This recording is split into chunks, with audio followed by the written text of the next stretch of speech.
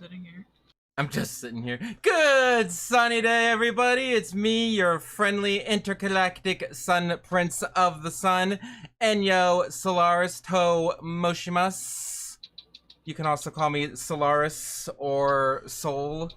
I'm also trying out she, her pronouns for this month. I have a lot of mixed feelings about that, but we'll just letting you know.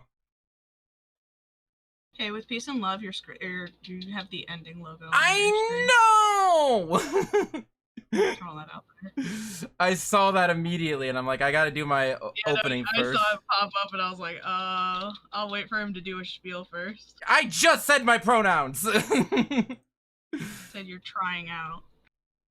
Okay. Anyway. Yeah, last stream we saw Dom move, and now we get to see Poke move. Yeah, I've been able to do this. Bro just never asked if I could. Well, it's the same thing with Dom, where I'm like, well, if we're just playing a game, it's a kind of a pain in the butt to set up, but if there are little to no visuals anyway, then we might as well do it. Yeah. Anyway, introduce yourself. Or do they know who I am. This is Poke, they, them. Anyway. Yeah, pretty much. I'm a hobgoblin. I'm a hobgoblin? I do art. I might eat trash. I'm obsessed with 9 men. I'm obsessed with 9 men, end of sentence. Don't follow my Twitter unless you want to see them, and possibly also horses. By 9 men, do you mean Team Fortress 2, Dead by Daylight, or your OCs? Team Fortress 2. Okay. Very specifically those 9 idiots. And horses. I'm writing fanfiction again, and no one can physically stop me. I need to get back into writing. I've been doing a lot of things this week. If you might better know Poke as drawing this picture, my pride icon for this month. Yeah, that was drawn by the Hobgoblin. Drawn by the Hobgoblin. I was like, I couldn't think of a good. I was trying to think of an adjective. Gremlin-y? Fucking menace to society. That's not an adjective. What I am, though. Can't deny that fact. I'm not, but still not an adjective. We also got the gay trucks in the in the upper left. But yes, we are talking about anime. This is the spoiler-free intro for Yuuri on Ice. Afterwards, we will get into spoilers.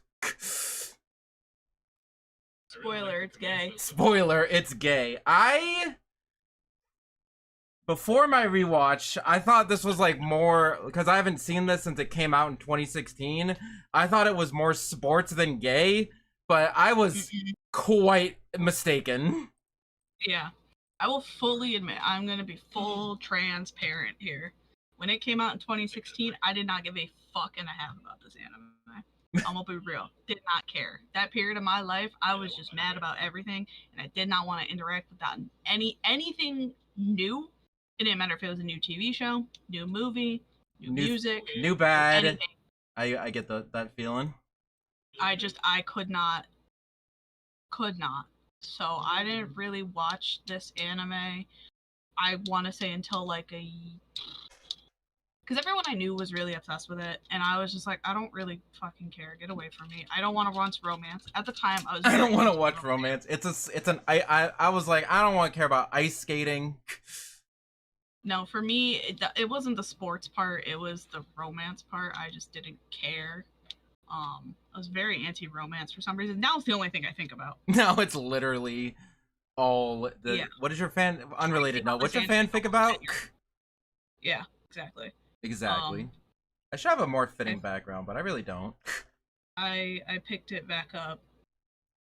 I want to say like 2 years later. So like 2018, 2019 was when I decided to really give it like a solid chance, because everyone stopped talking about it. And that was the key thing. I get that, where everyone's like, oh, you should definitely play this game, you should watch this show, and then when people stop talking about it, then you're like, hey, because like I don't want to watch something and then be disappointed by the hype. I want to wait for the hype to die down and then determine for myself whether it's warranted. So, full transparency, I hated this. I did not care about this anime. Now it's the only thing I love it. I love it, and I regret being a hater. When did you watch it? About 2018, 2019, around that time. Okay. And it came out in 2016. I have the exact opposite story of that.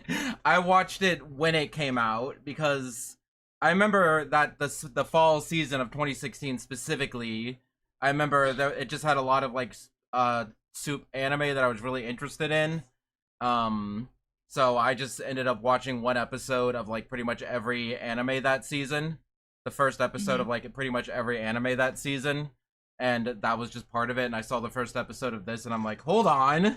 Because I think it had like, it was by Mappa, and Mappa usually does good stuff. Mappa animated it. Yeah.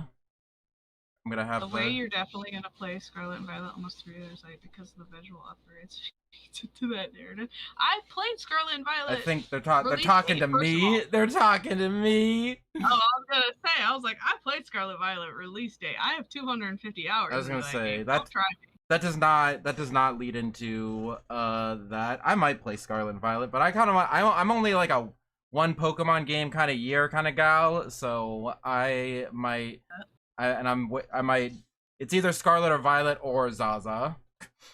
And Zaza is more relevant. Yeah. I don't know if you'll like Zaza, to be honest with you.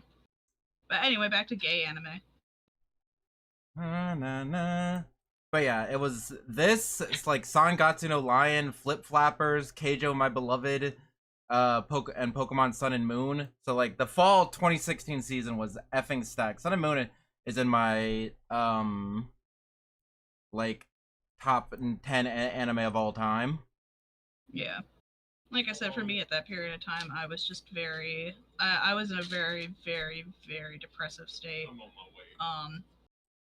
All things considered that year, and all things considered, it was the year Pokemon Go came out. I know it was a very rough time for all of us. I'm kidding. I know what you're talking about, but anyway. So yeah, I regret not picking this anime up way earlier than I should have. Oh my gosh. Because, yeah. I'm still screwing around with my layout. You're good. So. But overall, I think for what the anime was, it was a very groundbreaking anime for that time. Extremely groundbreaking, not just in terms of animation though. Because I remember nobody really took like gay anime seriously. It was always like oh yeah, you know, the freaks into the BL over there. Yeah. But this was like one of the first like mainstream anime to feature male relationships. That wasn't shoehorned in or queer baited or strictly made up by fans. That wasn't completely. That wasn't Naruto. Yeah. Yeah. But that was. I was looking up what year was Dokusei, because that was another boy love, and I just looked it up. It was also 2016. You forgave people that year. That's crazy. Yeah. Very groundbreaking for the time. Oh, another funny thing is that this is another. I don't know how I keep having connections to shows that I just did discussions on, but the last anime that I did a discussion on, Ranma 1/2 2024, was also done by Mappa. Yeah. That's funny. But yeah, I just remember it was by Mappa. It was a anime original, which is not too common. And I was watching the first episode of pretty much every anime that season. So I was like, sure, why not? And I liked it. Oh, it's on the microphone. It was also supposed to have a movie, but literally like 2 months ago it got canceled. Like it was announced in had a trailer. It had a trailer? Yes. What the fudge happened? What the fudge happened to that movie? Other priorities. Was it just like it Pretty got on sure the back burner for had too either a long? trailer or like a big announcement video on Crunchyroll, because I was looking up clips earlier to refresh myself the timeline on how things went in the show. And I saw it, and I was like, "You bastards! Why is this still up?" You bastards! Why is this still up? But yeah, it was announced at April 2017 and was canceled April 2025. Like, what happened? How do you just work on something for 8 years and then it's just like, throw in the trash? Unfortunately, that's a lot. That's a lot, yeah. A lot of things. I'm just curious what happened. Same thing with Metroid Prime 4. They literally, like, they've been working on that game for, like, also 8 years. And they had to restart development at one point. I'm like, what happened? Am I just a very ambivalent to how art is made? I feel like at least with me, when I work on something for long enough, there is at least a sunk cost fallacy where I'm like, I have to release it in some form, right? No, that's not how it works with big companies. Yeah, for like big companies, they're like, if we can't make money off of it, they canceled Union Cross, even though that was pretty much done, just because they're like, we can't afford the servers to keep it up. F it. Yeah. Call the stream Yaoi on Ice. I feel like that would be a little too on the nose. Yeah. But I think it probably had to do with workflow, the amount of people. So Mappa already has a high standard for animation for this. I was gonna say Mappa is one of the infamous animation studios for killing their animators. Exactly, and on top of that, a key aspect to Yuuri on Ice's animation is rotoscoping.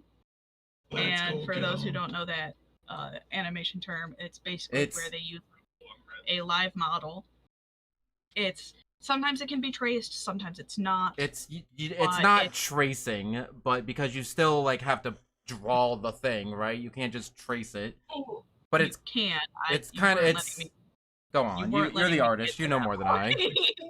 I just know there was a drama recently where people were like rotoscoping is tracing, and all the other artists were saying that you don't know anything. Yeah, because they're 12 anyway. So rotoscoping, it's not necessarily tracing. It can be traced. It will typically, if they are going to trace, it is typically just like generic body shapes to get the movement correctly, and then they overlay their own drawings on top of it. Yeah. If I had to guess, based off of Yuuri on Ice's animation, because every single figure skating scene is essentially rotoscoped, including in the intro, and a key figure to their figure skating like reference was a 15-year-old who was phenomenal, but she unfortunately retired due to injury and an eating disorder. She broke her foot. So I don't know if she broke her foot or not. Why do you know so much about the backstory about this? I mean, I get sure that you do research. I do research. I'm also was in art school. I was going to be an animation major. Oh, okay. But I think I remember that now. I decided against it just because I don't feel like my style translates to animation very well anyway. I mean, you made this live PNG tuber movie. Yeah. It looks good. I like it. I don't know. Oh god. It's just funny. But so that's if rotoscoping was tracing, it wouldn't be called rotoscoping, it'd just be called tracing. True? So I wonder if part of the reason is they possibly couldn't have gotten enough. Because on top of the rotoscoping, on top of the animation, the storyboarding, and all of that, they probably just straight up didn't have figure skaters that they could reference. Because if I recall the production correctly, the figure skating this is solely original. It's not based off of like a previous like gold medalist and like from the Olympics. It's so you have to not only pay the animators, the storyboarders, the writers, the character designers, the background designers, other concept It's artists. a lot more You complicated also and have to expensive. videographers to get the footage of the figure skaters who you have to pay, the coaches of the figure skaters who have to come up with an original routine. Like, you see, it just, at that point, and as much as everybody loves Yuuri on Ice and wants that movie, that studio decided you guys didn't want it bad enough for You it didn't want it bad enough. Like, you didn't buy the unrelated $5,000 figure. Then you just don't. You're not a real fan. So we're gonna win. But that is just There's also another gremlin in the background. Please ignore. He's playing too, ironically. So that is my personal conspiracy theory as to why that happened. Yeah, it was just a very complicated show to make. Yes, which is why I think it never got a season 2. As much as I wanted one, I think that was a key part, because the figure skating part, I think to appeal to the mainstream, if you think about it, as much as I like to say this is just a gay BL, at the end of the day, it's a sports anime. It is. It's kind of half and half. It's. I would make the argument that it's less a BL. I would say it's a sports anime and a character analysis because of how complicated and real the characters were written. Yeah. See, now you're making the opposite argument that I was trying to make, where you're like, no, it's definitely gay. And I'm like, well, it's more of a sports anime. Now you're on the other side. I can't win. Well, it is gay. If you're gay, you look at it, you say it's gay. But I'm saying, as a marketing ploy, as why it became very mainstream. It wasn't mainstream just because it was gay. It's mainstream because it was a good fucking animated sports anime. It just also so happened to be gay. As the fact that I liked it a lot when it came out, and I completely forgot that it was gay. I just remember the ice skating and the drama. See? And the only thing I remembered about it was that it was gay as shit. Also, then I rewatched the episode. I was like, oh fuck, I forgot how good this was animated. Also, hello, Tevin and Wolfie. Howdy. It seems like Poke is good on commissions for now, but later when they are free, can definitely commission them. I mean, if you commission smaller things for me right now, I can't do fully. I'm trying to get through all my fully rendered stuff before I go on vacation next week, so I don't have people waiting even longer, because I feel bad. If you commission me for something small, I can do that. But anyway, so yeah, but I will still say that after rewatching it, it's still a good standalone series. It's still like good by itself. I agree. I would have very much liked a continuation, but you know, if it didn't happen, it doesn't happen. Go read fanfiction. Go read some. Exactly. There is something to be said about leaving the true ending up to audience interpretation. Write your own fan fiction of how Yuuri on Ice is supposed to end. That's what I'm saying. I didn't want it to end. I just like reading them be fluffy. Fair enough. Honestly, it was the fan fiction that made me give this anime a shot. I'm not even kidding. I'm not kidding. This was one of the rare few times where fandom actually convinced me to watch an anime. There's been a lot of times where fandoms convinced me to fucking hate an anime that I originally liked. Awesome. Looking at you, One Punch Man. Looking at you, One Punch Man. What is that show about? How many punches does it take for him to, like, defeat his enemies? I wonder. But yeah, it was one of... You died. I'm working on it. I forgot to plug in my phone. Okay. But yeah, this was one of the few animes that, like, the fandom convinced me to give it a try, and, like, it's what My Hero did to me. That's actually My Hero. Crazy. I got into My Hero because everybody kept commissioning me 4 characters for My Hero, and I'm like, who are these people? Where do these people keep coming from? I was like, I guess I should finally give it a try, and then I did. And I was like, I like it. But yeah, the only thing I want to say about my history with the show is that I'm super nostalgic for the show because again, it's been 8 years. 9 years? Oh God, well, how long is? I don't. A decade. It's been 9 years, and I was like in college when this came out. That was like right before I studied abroad and lived in Japan for the first time. So I don't know. And again, I remember the season very vividly. 80 fully animated show.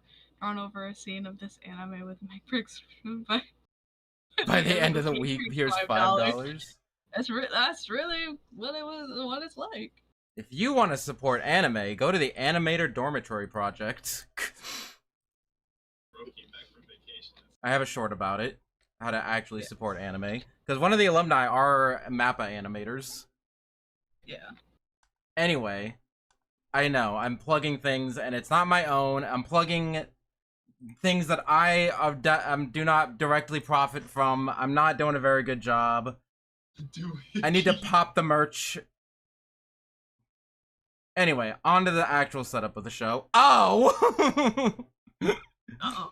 Did you remember something, or was it just a, Oh, I still don't get it. I love how this covers up me and not you. That's really good. Yeah. During that whole explanation, that was me.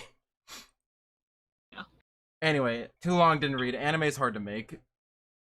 Pretty much. Anime is already hard to make, but then when you add figure skating into it, then it gets even more complicated. Skating's one of the more complicated sports. But yeah, if you don't know anything about the show, it's a gay sports anime. Yeah. I mean, I think if you don't know anything about this show, that's what you do know about this show. I'm pretty sure if people want to watch it, I'm pretty sure most, if not the entire thing's free on YouTube. Maybe? I don't know. I know it at minimum the first 3 episodes are on YouTube on Crunchyroll's official thing. They have like 10 bajillion fucking playlists, so if they have a playlist of the whole thing, I couldn't fucking find it. But at minimum the first 3 episodes are free on YouTube. Yeah. Officially. Not bootlegged.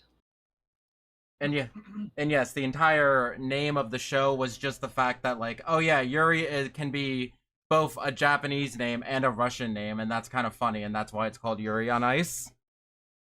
First 3 episodes subbed. Okay, I will also say I've seen both the subbed and dubbed version. This most recent rewatch, I watched the dub, and it was, I didn't know they had the accents because there's a lot of like international characters in this anime. Like we have Japanese Yuuri, and then there's Russian Yuuri, and then there's Victor, who's also Russian. So I was not expecting them to have like full on like good accents. Yeah. Yuuri is pretty much the Russian version of the name George. That's really funny. And I think Yuuri in Japanese, or at least how they put it, I think just means bravery. Yes, bravery. Also known as Fatso, pork cutlet bowl, piglet, little piggy. Yeah. Thank you, Annie List, for giving me those. Courage, profit. That's what Yuuri means. With the haircut. Mm-hmm. Love Jerry Victor. I don't know voice actors, but I'm just gonna assume you're right on that one. But yes, Victor's voice actor was very good. Oh yeah. And his Japanese voice actor was also really good. But I prefer the subbed voices. Personally, this is one of the few times where I preferred watching this one subbed over dubbed, but that's just, I preferred the voices, to be honest with you. Is today opposite day? Where I'm praising the dub of something and you're like, actually the sub is better, and when usually it's the opposite. I never have a strong opinion on sub versus dub. I don't know where you're getting that info out of me. He plays creepy voices usually. That's surprising because he's very like wholesome in this series. No, they kind of I'll talk about it more when we get into the spoiler section. But Victor was supposed to be like kind of like a weird guy at first. He's kind of a weird guy at first. So for the basic setup of the characters is Japanese Yuuri. He's early in his career. He just blew a big event that lost him a chance to go to the finals, or I think he was in the finals and he wasn't even on the. Finals, and he got last place. He got like last place. I do like how the show starts. It starts in the middle of his like sports career, which is very. I don't watch a lot of sports anime. It's this and Ao no Kana, but I get the feeling that is very out of place for a sports anime to have started in the middle of someone's career as opposed to the end. What were you saying? Yeah, I was gonna say most sports anime that I watch personally, it's typically they're either very well established and lose it, and they have to like regain it, sort of like this, but like on a more extreme scale, or they're a high school team trying to prove themselves. Yeah. It's typically how sports animes go. Typically. But as far as any specific anime genre I'm the most unfamiliar with, it's definitely sports. Which is crazy because I'm very familiar with sports anime. But if you ask me about sports in real life, I don't know anything. So can I say let's make some Yuuri without the lewd connotations? You can always say let's make some Yuuri. It's never not allowed in my chat. Anyway, so Yuuri catches the attention of his childhood skating idol, Victor, and Victor decides to tutor Yuuri to help him help him do better next year. And then there's also Russian Yuuri, who acts as like a rival. He's just a little shit. He's just a little shit. You would think that the main romance would be between the main character and the rival, but no, it's the main character and the person he used to idolize. So it's this? Not used to. What's up? He continues to idolize him throughout the entire series. I know, but their relationship kind of more develops. That's like a lot of like the first arc is him being like, oh, I have to, learn to talk like a normal person around this guy who. It's not even like learning to talk like a normal person. He has to learn to trust Victor. Yeah.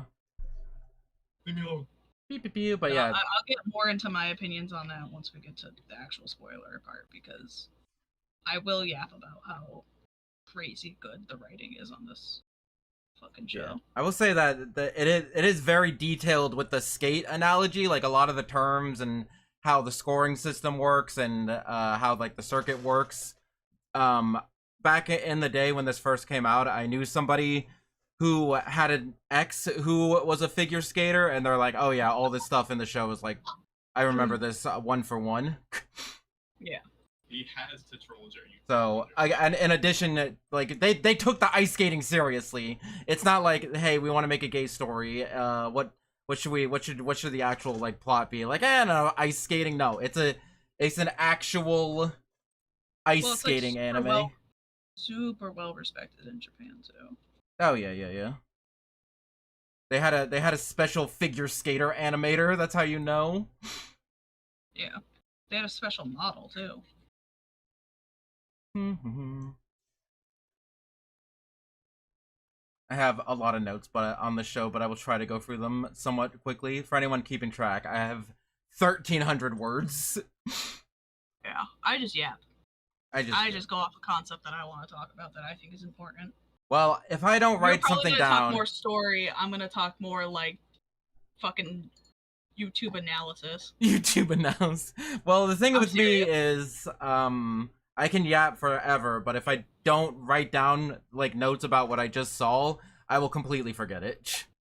Yeah. Oh yeah, did you get your staples out? Like, for example, I almost completely forgot to talk about the opening is an absolute bop.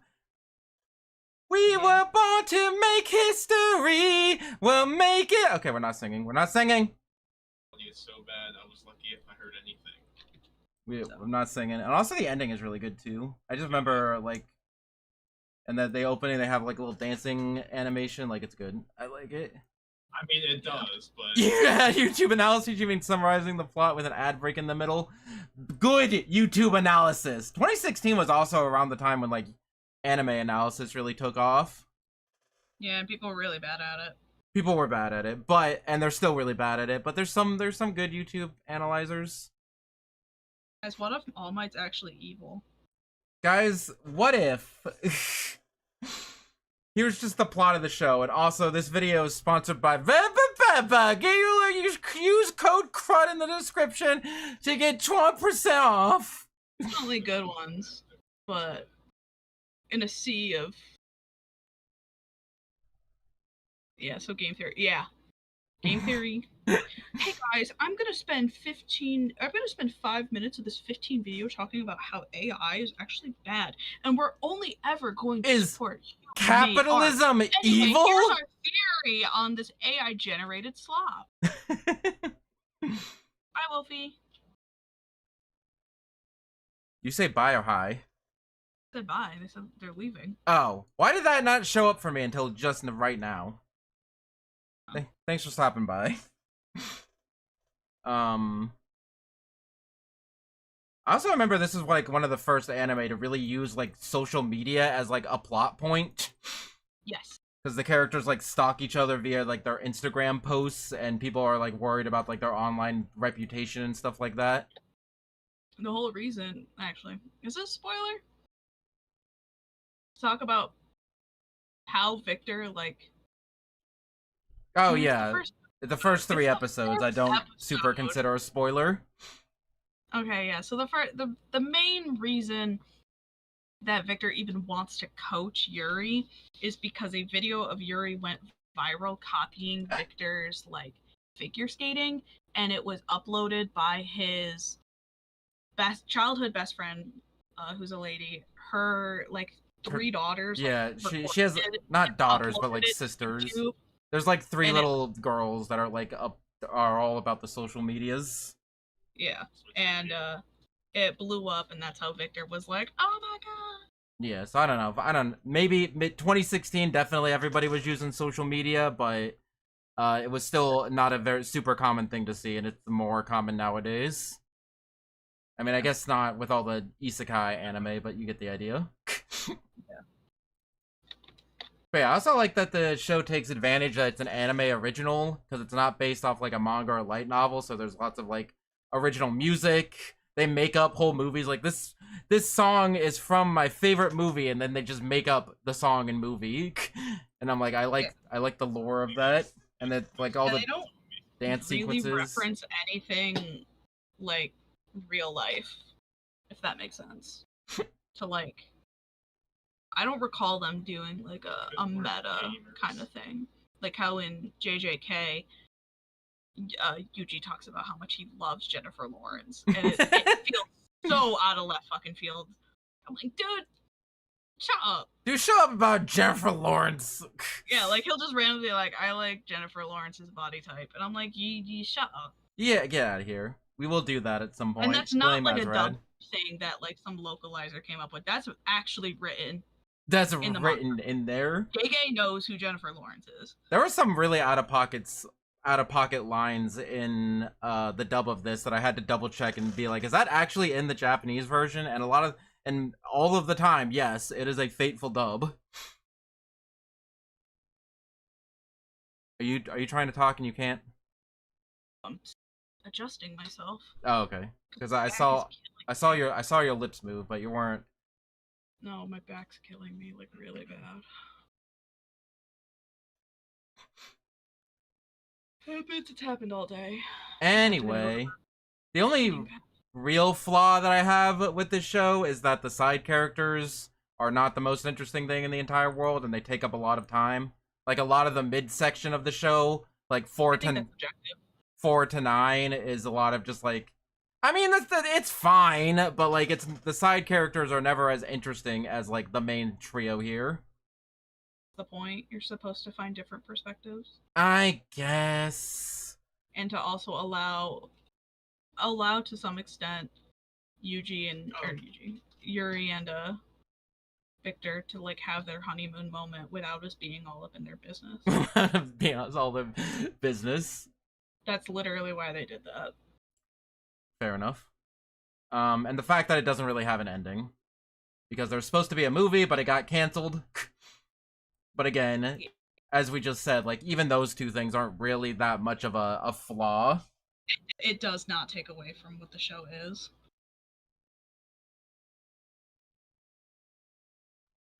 But again, that's just my humble opinion. Yeah, I mean, I didn't hate the side character episodes. I still enjoyed the side character episodes. I think that's just a very subjective opinion that I personally don't agree with it. I'm also will admit that, and also admitting that it's very nitpicky. But when the show is so good, I'm like, I can't just say the show was a perfect 10 out of 10. I can. I mean, I can try. I like the show, okay? It's a good show. What's the anime character that obsesses over English voice actors? None? What are we talking about? The fact you brought up Jennifer Lawrence. Oh. Anyway, do you have anything else that you want to put in the spoiler-free section? Not really. I'm just suggesting they should do that. You want a Mar self-insert character? Is that what you want? Where's the self-insert character for me though? Where's the they should have like a Sun Prince person in here. Yes, that's what I'm saying. Fair enough. Okay. Anyway, Yuri on Ice is really good. If you like sports or romance or gay, then I don't know how you haven't already seen it.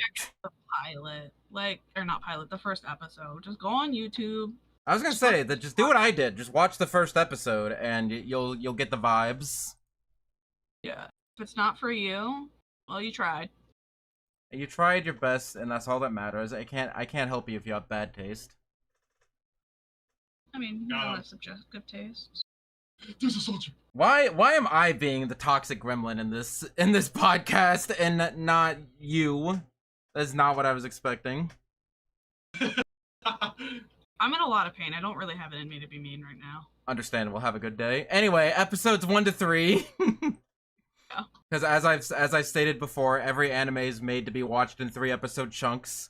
So the first 3 episodes are like the first like major arc. So the first episode, you're introduced to Yuuri, and what I find very awesome about the first episode, literally like the first time you're introduced, that scene right there, go back, where he's that little chibi guy. He's a little chibi guy. Yeah, when he's like right there, where he's like, "Hi, let me tell you a little bit about myself." Hi, what's up? This is me having a depressive episode, but let's not worry about that for right now. Very interesting in terms of like storytelling. This first scene alone tells you that Yuuri is a very unreliable like narrator. Oh yeah, you know what, you're right. He is a very unreliable narrator. Because he said, and I quote, "I'm just another dime a dozen figure skater." When clearly he's not. He is in top 6 in the world of figure skating. He is at the Grand Prix, top 6. Like that is not, even though he feels like he failed and he got last place, he beats himself up over it. Goes home, he's depressed, he eats himself till he gains weight. Like you immediately get the like, oh, this guy has no fucking self-confidence. Yeah, exactly. That is the beginning of his character arc, is crying in the toilet because he's not the best in the entire world. Yeah, and the reason he was crying was because he ate his feelings because his dog passed away. Oh yeah, that did happen at the very beginning. See, I don't have that written down, and that's so I completely forgot. Yeah, it's a big story point. So because he was not in the right headspace, he got 6th place, and he personally feels absolute like garbage. Like he didn't win, he didn't get a medal. Like he should. He wasn't even on the podium. He's just a regular person. He's just a business major. Yeah. So that's why I think the first scene really sets up the anime, because you're like, oh shit, like this guy has no like if you watch it the first time, you're like, you're not really noticing it, but when you go back, you're like, oh shit, this guy, like, damn, wait a minute, what? And Victor tries to say hi to him, and be like, "Hey, good, thank you, thanks for the good competition. You want to, go to the, And Yuri's just like, I am not worthy of being in your presence, Lord, Crazy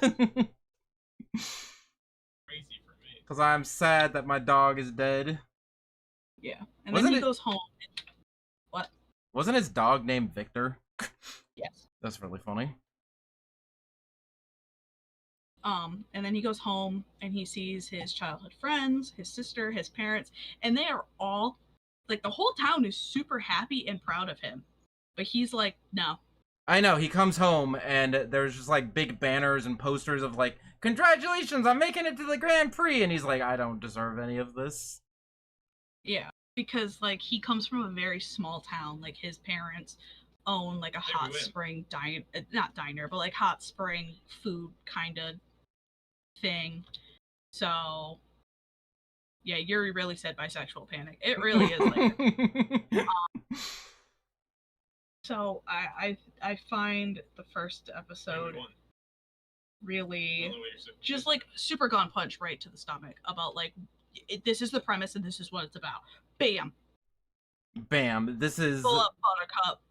It really is like, hey, this is not just a regular gay sports anime. We're gonna have feels, we're gonna have story, we're gonna have plot.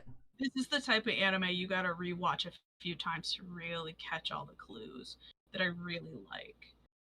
Like there's so many, like if you gotta, I'm normally not the person like, you gotta watch the thing frame by frame to really get out. You gotta go. Then you won't understand. But because this is animated, every single frame matters. Oh yeah, I was noticing. I got a couple later in my screen caps, like there's like, I screenshotted like almost every single like frame of like a cut because I'm like that each frame had like a different emotion to it. And then Yuuri eventually decides that he wants to go see his childhood friend, who was like the whole reason he even started skating. Like, yes, Victor is his idol, like in terms of like professionalism, but the person who got him started was his childhood friend. So he's like, I want to show you what I practiced, and it's a copy of Victor's like one-on-one. Oh yeah, you're right. That's what this thing is. And something I also noticed. I don't have the regular gun. I noticed it on my first time, but like rewatching it a few times and really thinking about it, you get into like Yuri's mindset. Like you hear Yuuri. How many times have you watched this? Many. Dang. Okay, I am not the anime expert in this one. I was like, I've seen this twice. I'm confident in my knowledge of this rewatch. I believe marks my 12th rewatch. Dang, that's crazy. I'm not kidding. I made up for a lost time. I rewatched it multiple times because I was just that. Although I'm in no position to judge because I've 2016. I've not rewatched a show like 12 times, but I have rewatched a long show several times with Bleach. I prefer the shorter animes personally. Anyway, shorter anime is really good too. I think a lot of my favorite anime is in like the 24 episode sweet spot, but I definitely get the appeal of 12 episode. Yeah, just easier to watch through. Anyway, so then like we said earlier, his friend's daughters like record him, and then he goes viral on the internet. Yeah, that's what I was saying earlier about like it's vital to the plot that social media is a thing. Yeah. Oh, thank you. I will say there's one thing slightly that I disliked kind of about the animation, and I know this is gonna be nitpicky of me, but they constantly portrayed Yuuri as this like chubby guy. He's not that his chubby. Body type changes every cut. Like yeah, like this like shot. When he's on the ice, he's like, you know, he doesn't have his stomach, and I get it. It's like style differences and whatnot. But I'm like, come on, if you're gonna stick with it. They didn't have a fat figure skater to rotoscope. You don't understand. Yeah. You know, that's just very minor of me, just because I do want more plus sized characters. Yeah, they'll lift his shirt up and it's like boom. And I'm like, that's something you expect out of like a really crappy like. Well, they do have a lot. with huge galankas, like, In- but in they're doing this addition, guy- in addition to Japan itself being very fatophobic, they also are very strict because they're viewing it in the lens of like figure skater. So they're like, oh yeah, I'm ancient. I'm near retirement. I'm 22. yeah, And like in the context of like Unfortunately, the professional reality of sports. in the context of like professional figure skating, like being a little bit overweight and like 25 is considered like bad shape. Yeah. So I do think they play it up mostly for that reason, to be like, yeah, I he. think they also just play it up for comedy, which is fine. But like as just from a character design aspect, I'm like, come on, You can make him a little fatter. I just give him a little tummy, and like then have him lose it because he obviously burns it off. But anyway, so then he finds out everything went viral, and he's like, oh my god, no! And then he goes like to his mom. Yeah. And his mom's like, yo, there's like this hot foreigner in the hot springs. And There's he's like this. There's like this. He's like, wait, I recognize this dog.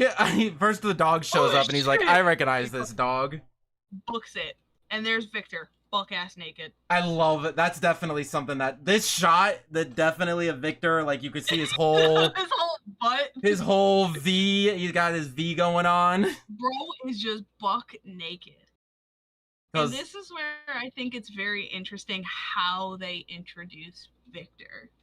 Because it's from the perspective I of Yuuri, right? Where he's like an idol. This is from the perspective of Yuuri, yes. But we really, if you think about it, if you noticed while you were watching, we really weren't in Victor's head at all. We realistically know nothing about Victor. Other than the fact that he's like a top tier skater and he wants to coach Yuuri. Oh, I know what man. Yeah, we're not even like at the beginning of the series. We don't even have like full context of like why Victor even knows about Yuuri and is interested in coaching him. Just like, I saw your video and I want to coach you. Yeah, so the vibe was supposed to kind of be, even for the viewer, you don't trust him. You don't trust him. I saw a discussion on this like forever ago about how a lot of fans, when this show first came out, this episode, they were like, dude, Victor's fucking evil. That man had ulterior motives. Like, and it was kind of like to go back to the YouTube analysis thing, people are like scoping, they're like, see, he has ulterior motives, he's evil, something, like they just like convinced he was evil because you were not supposed to trust him because he's kind of fucking weird. He's just a very, like, I can definitely see how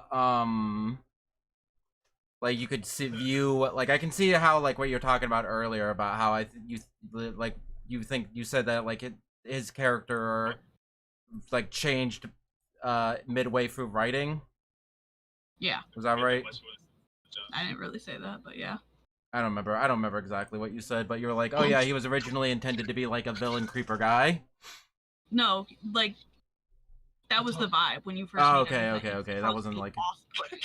He's supposed to be off-putting because you're like, why the fuck is this tier like #1, best of the best, recognized all across the world with hundreds of thousands of fangirls, want to come to my fuck ass small ass town, to my fuck ass small ass town, small mom and pop sauna, and want to train me when I planned on retiring my fat ass? Like, why does he want to be near me?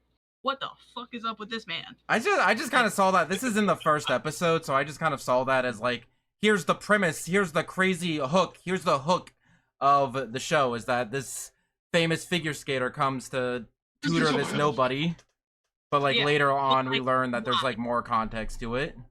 I'm sorry, but if a man came into my life and did that to me, I'd be like, what the fuck do you want? Get the fuck out my house. How much money you want? How much? Who are you?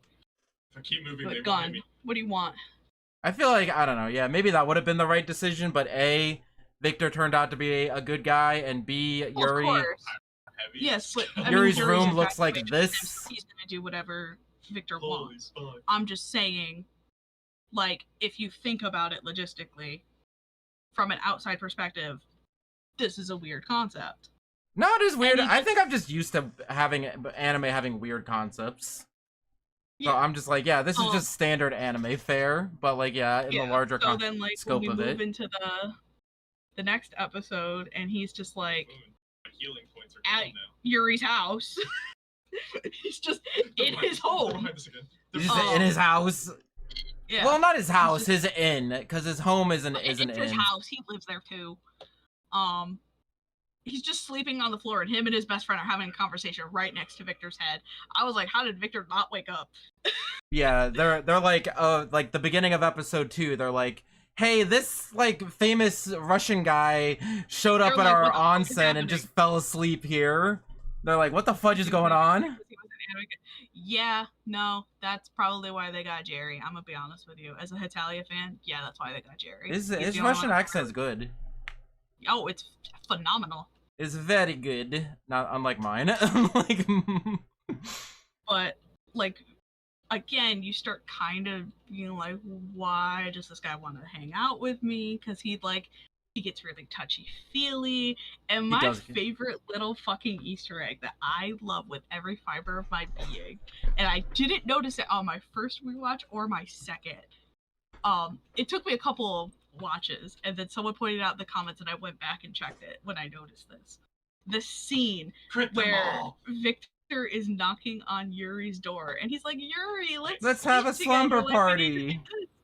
And then he's like, no. And then it cuts to Victor like laying on the floor sleeping in his own room with his dog. He's crying. Oh, really? Yes. That's crazy. I can go get you the screen cap if you want, but yes, he's crying. It's like, it's a split second, but you see the tears. Like, he's upset that Yuuri said no.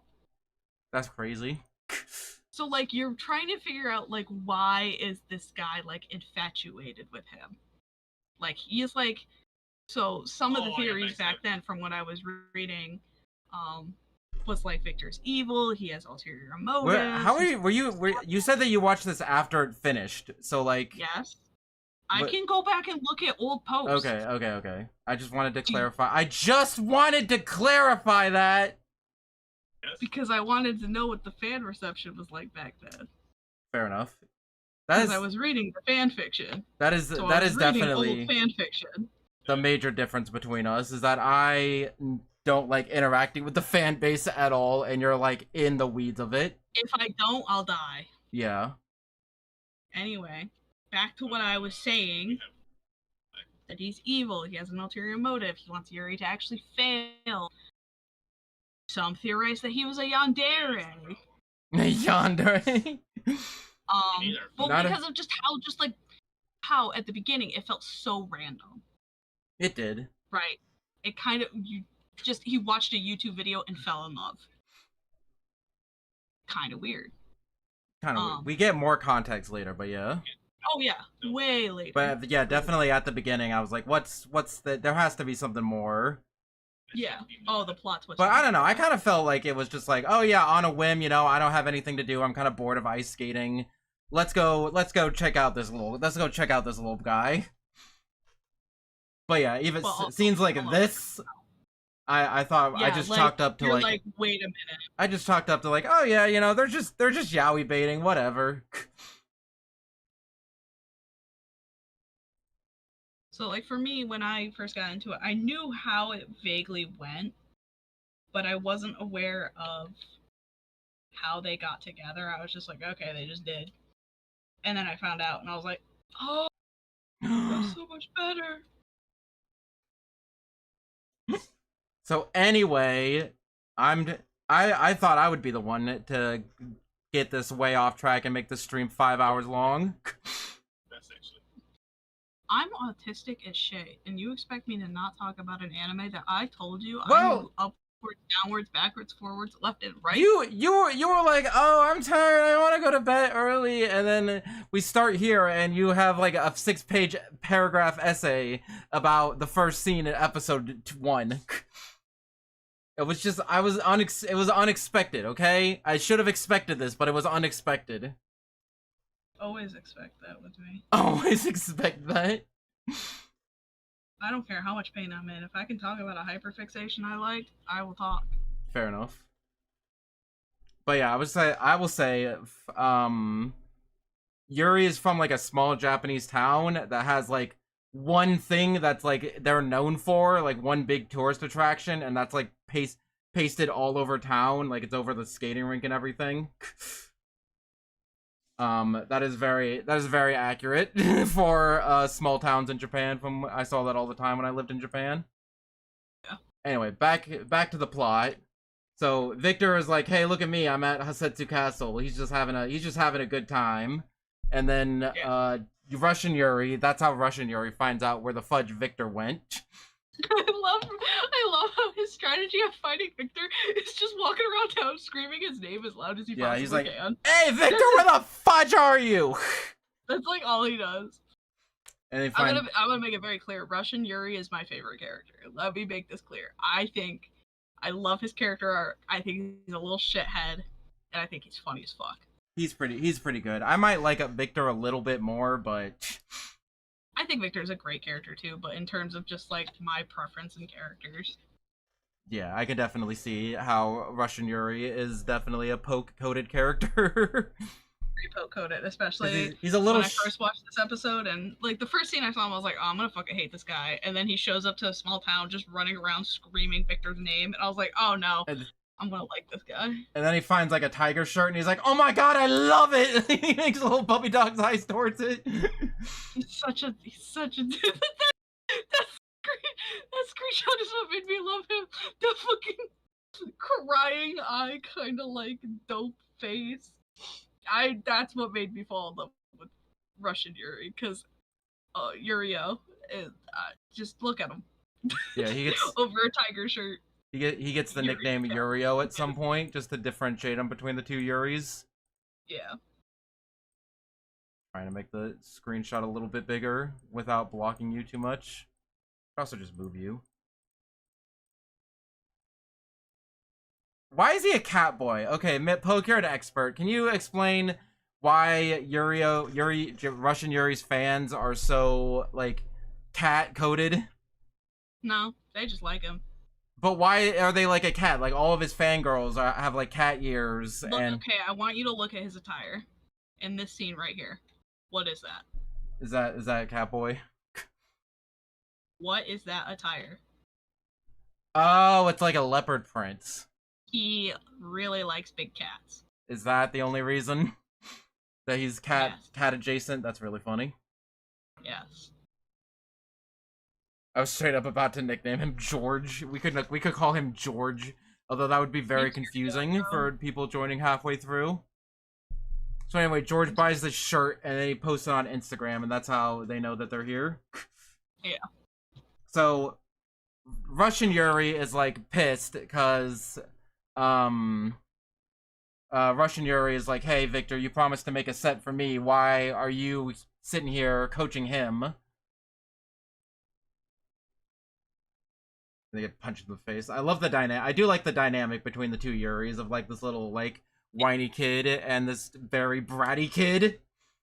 It's very just standard anime rivals, but I think they grow into a friendship way better, personally. Mm-hmm. So Victor's like, oh yeah, I forgot that I said that, because I don't know. Again, from at least from the first two episodes, I just feel like Victor's kind of like just an airhead and just kind of does whatever the fudge he wants. My Peisu kind of character.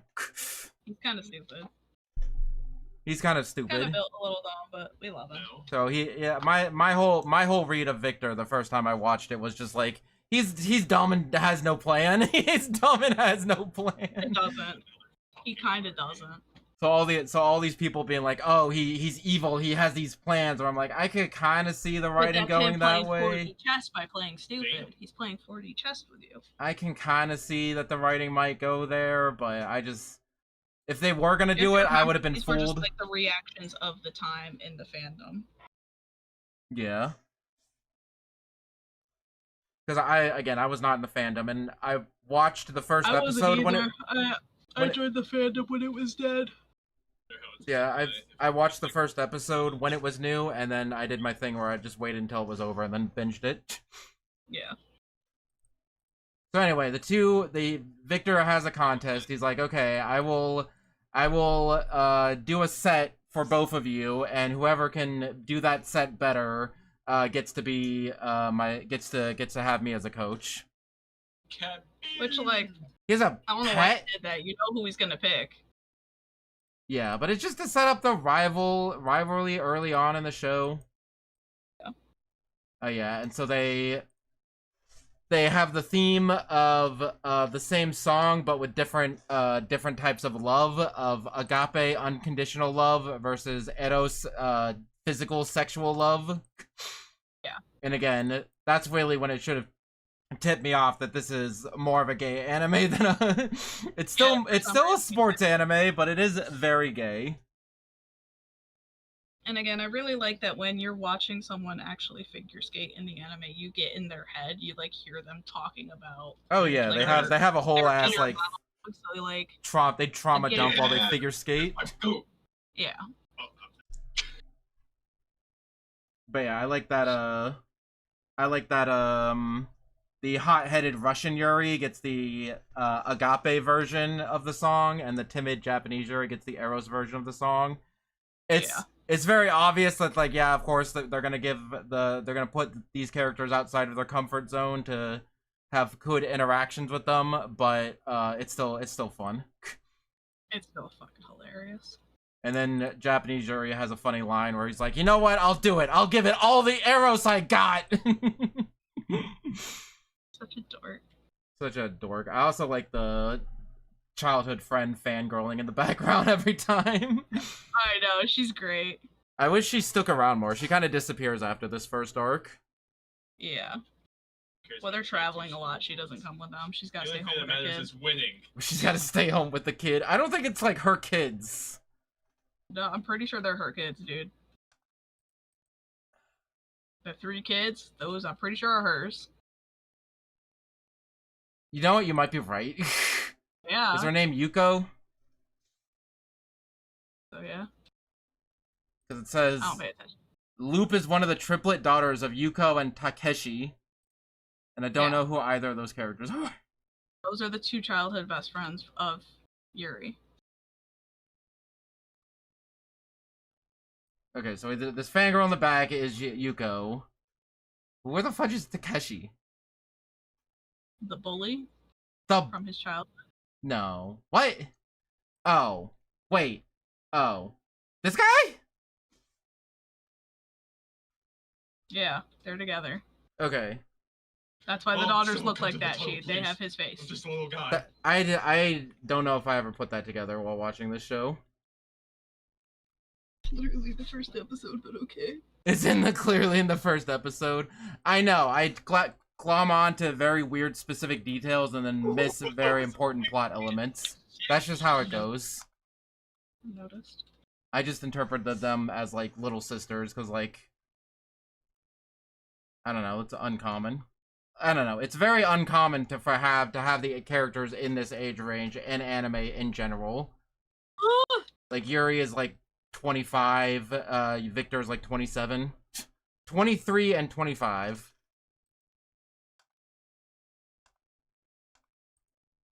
Wait, no, 23 and 27. Japanese Yuri's 23, Victor is 27, and I think Yurio is like 18 or something.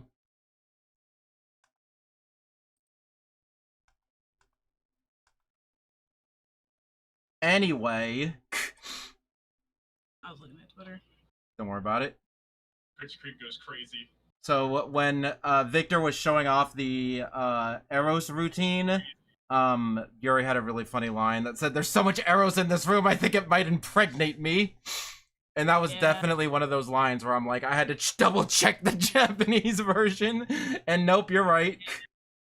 Yeah. Say that. They do indeed say that. It's funny, okay? There's no way the writers didn't know. Yeah, he got There's zero way. Didn't know what? Just how people would react. Oh yeah, no, it's very like, I can see why this is a very beloved series, not just in the general anime fandom, but also specifically in the gay anime fandom. Yeah.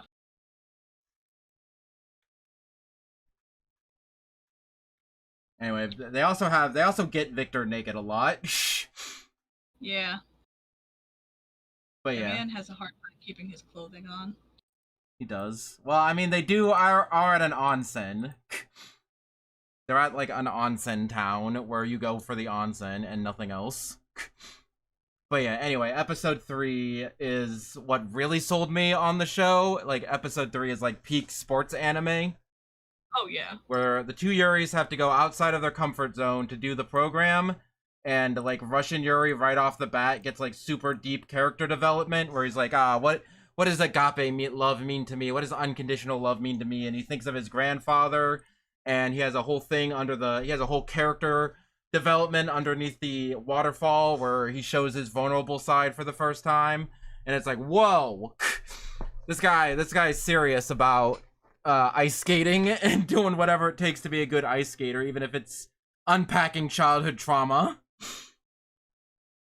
Yeah.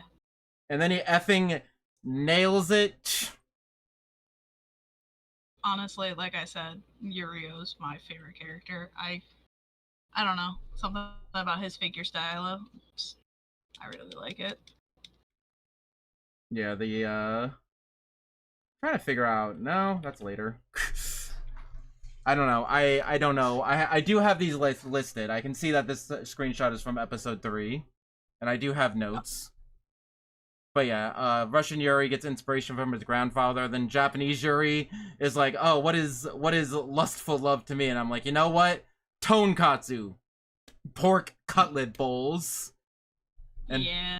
Mostly because, and I did not miss the fact that when he said that, he glanced at Victor first before looking back at the pork cutlet bowl. Yeah. Okay, I'm not. Pork cutlet bowl is a big. You're not the only one that can see these things. I was not the only one. I never claimed to be the only one.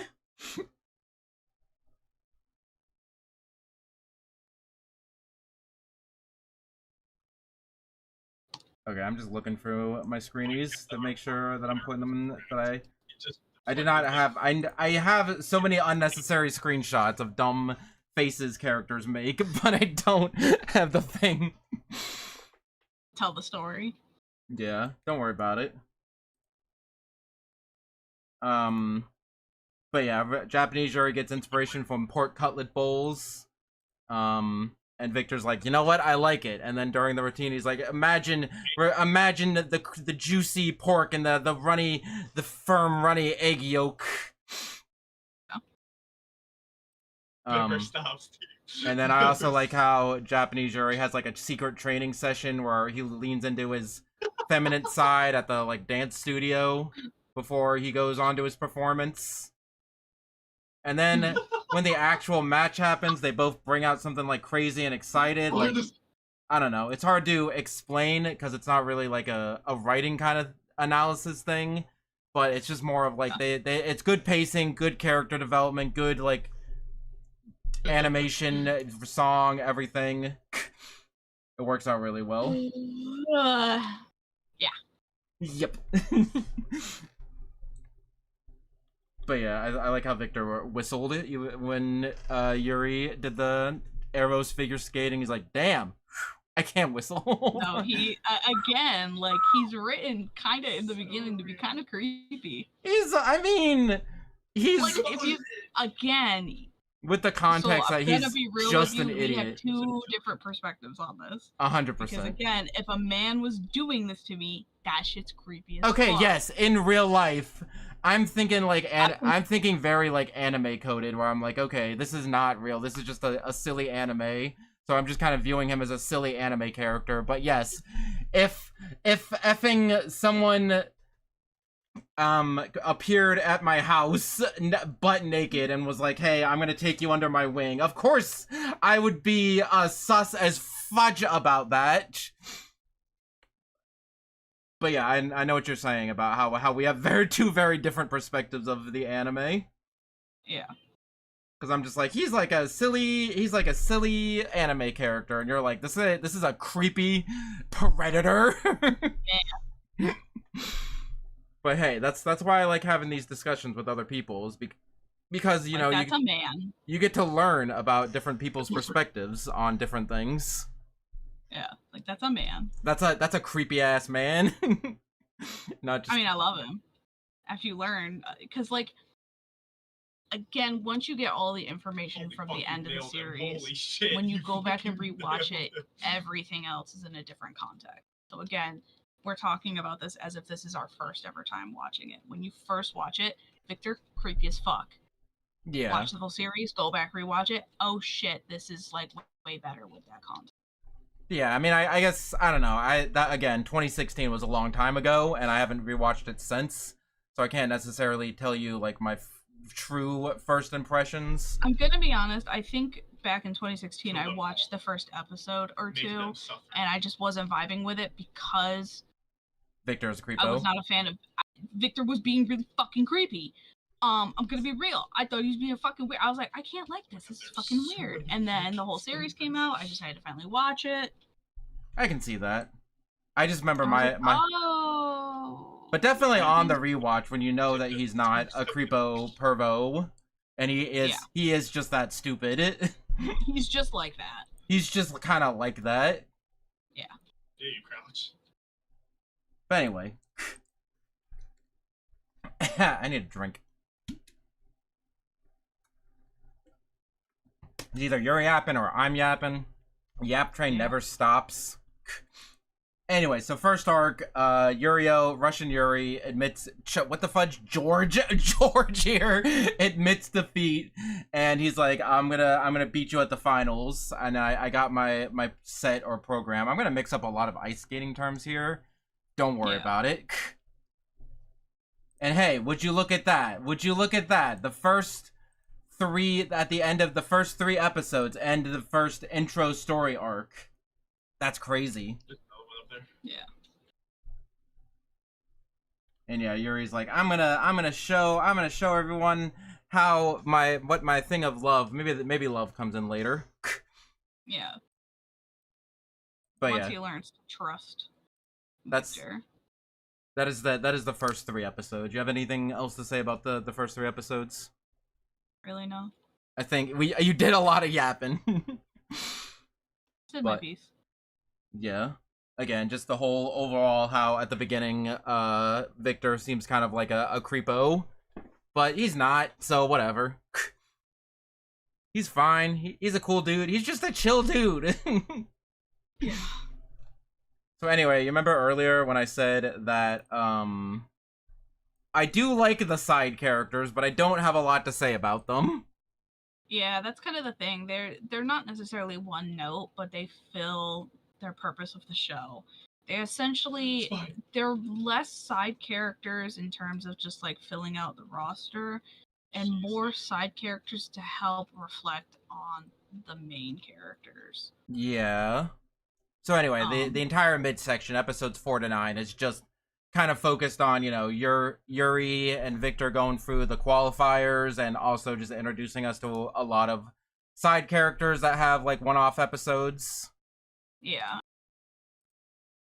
You know, have that budding relationship where it's mostly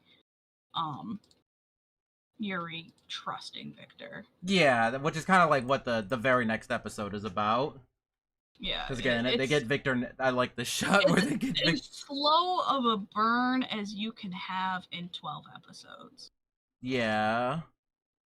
Because I'm like, I feel like they could have maybe put these 6 episodes into like 2 or 3 episodes. Yeah.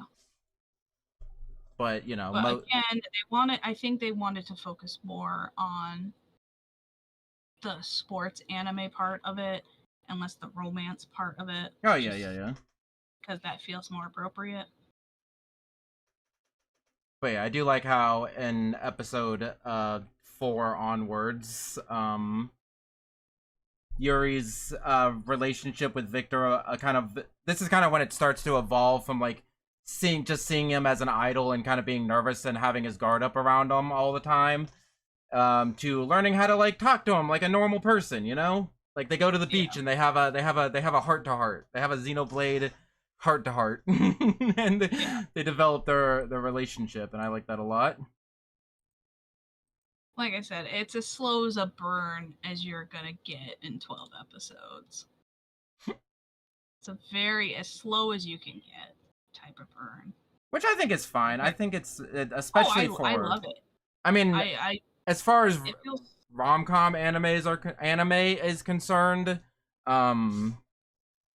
like that there could definitely be a lot worse. It could definitely be a lot slower of a burn.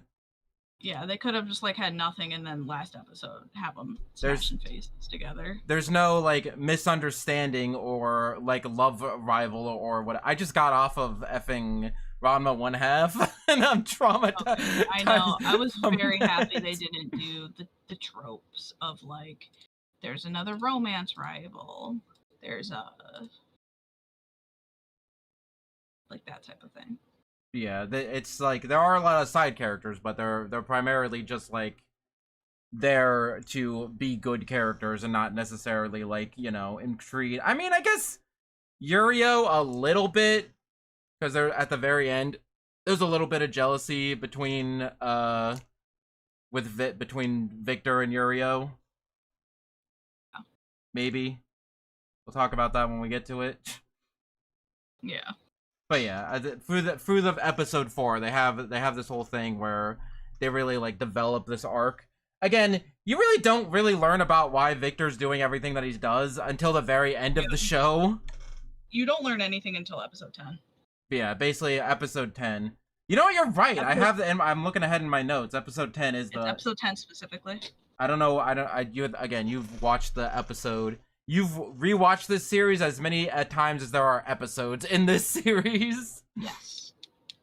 So I don't know Like why I said, I would not imagine you not knowing. I was pretty anti-romance for a very long time. I just like didn't care about it. Mood. It's like because a lot of media would like be like it's romantic, and I'm like I don't give a fuck about either of you, so why should I care? And then good romance came out, and now I care, and now it's all I think about half the time. Fair enough. So once that kicked, thought about Yuuri on Ice, and I kind of went crazy. I went a little feral. I made noises that I don't think a regular person is intended to make. Much. Like you know that sound of like the Keurig finishing making your coffee. Like I made that sound. I've made that sound before.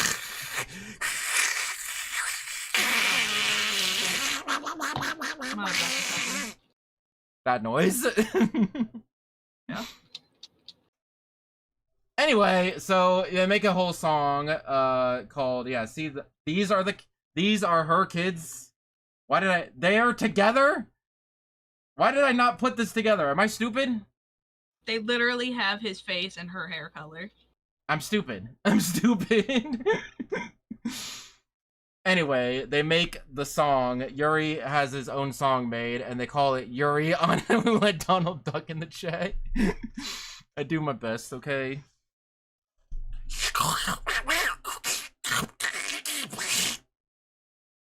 That was it. That was my Donald Duck voice. Okay. That was me trying to say, Sora, we've got to stop the Keyblade in the Donald Duck voice. Okay. Anyway, so they make a song Yuuri on Ice. Where it's the name of the show. Everybody please clap. I'm a medic. And second of all, it kind of symbolizes Yuri's character arc up until now. Who's the Monster Hunter? Sorry, it symbolizes his character arc until now, where like, you know, before he was fighting alone and he didn't have anyone except all of his friends, but to him he was all alone. And then Victor came into his life and helped him and made him have more confidence in himself. Where that's basically Yuri's entire like character arc is like learning to open up to Victor and also have more confidence in himself. Because they're always like, oh yes, the biggest issue that you have with figure skating is that you don't open up, you don't have confidence in yourself. You're a good figure skater, but you lack the confidence. And like, yeah. Because literally what we said it from the beginning, where he's like, I'm just a dime a dozen figure skater. You're like, shut the fuck up. No, you ain't, bitch. No, you ain't. You are like fudging top Again, 10 in the Yuuri world. is a very unreliable narrator. Episode 10 proves this. Episode 10 proves this. But yeah, there's a lot of development between Yuuri and Victor. It's a lot of, just seeing it develop. They do retain that professional coach and trainee relationship, but also not at the same time. I was gonna say they mostly don't. There's always that tension. There's always a little when Victor does act like a normal coach, or he's like, "What are you doing, acting like a normal coach at this time?" Yeah. Anyway, so basically after episode 4 is what I consider the midsection of the show. While it's still good, there is just a lot of skating and it's very beautiful. Minor, very, very beautiful though. So I will go for my screen cap, and if you remember anything, if you have anything to say about any of the episodes, let me know. Again, something that upon your first watch of it, and you noticed it a few times on your first few rewatches. Again, we kind of the show doesn't. You're getting vibes of the game doesn't get good until hour 100. You're not letting me finish my thought. I'm sorry. Sorry. Sentence before you interrupt and assume what to talk about. Go on. What I was saying was, until the very last moment, again, you don't know anything about Victor. Yeah, basically until episode 10. You only get how people react to Victor, or how they reflect. There's that one character, I'm blanking on his name at this moment. He's the tan guy, very sexual, very, very sexual. That doesn't narrow it down a lot. He's the rich guy, tan, very literally his figure skating style is him putting his ass in your face. Oh, that guy, yeah. Yes, he is a reflection of the status that Victor had. Now, it's not a one-to-one this is Victor, but it's sort of similar to the vibes of how Yuuri and Yurio are, where they are polar opposites but reflect each other at the same time. Because you do learn Yurio also has confidence issues. Oh yeah, you Russian Yuuri. The show is very confusing with the two Yuris, especially when trying to talk about it. I said Yurio. Okay, Yurio's fine. Yurio is his name. But so yeah, again, you don't learn too much about Victor. And when you do watch it on your first watch, you do notice that you get into the heads of all the characters except Victor. Yeah, you're right, because he's the only one who doesn't do a figure skating routine, and during the figure skating routine is when the characters trauma dump. Yes, he doesn't until there is one where he and Yuuri do it's the mirroring, and you hear both of their dialogues not at the same time, but they are, communicating at the same time because they were becoming one. I think I remember that near the end. Yes, near the end. Yeah. Episode 10 is Victor's episode. We'll get to that in a second. Don't get fucking sassy with me. I'm sorry, I did not mean to get that sassy. I was making a statement. That episode 10 is Victor's episode. That is the first time that we get the POV swap. Yeah, because episode 10 yeah. Yeah, which is very interesting because in most romance episodes or shows in general, you never get that perspective. Oh yeah, the not the main character, the main character's love interest. You really don't, unless it's in the friend group. But even then, it's still rare.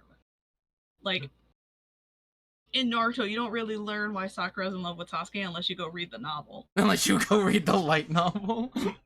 I'm serious, I own it. Was not you aware don't learn that why she loved him Naruto until that novel. I was not aware that Naruto had a light novel, but I know that's they have a few. I know that's a big meme in the Bleach community. They have a few actually. But like again, let's take like another one that people like Sailor Moon. Like we know Sailor Moon's in love with Tuxedo Mask, but we don't really get just like an episode alone with Tuxedo Mask. Just him, nobody else.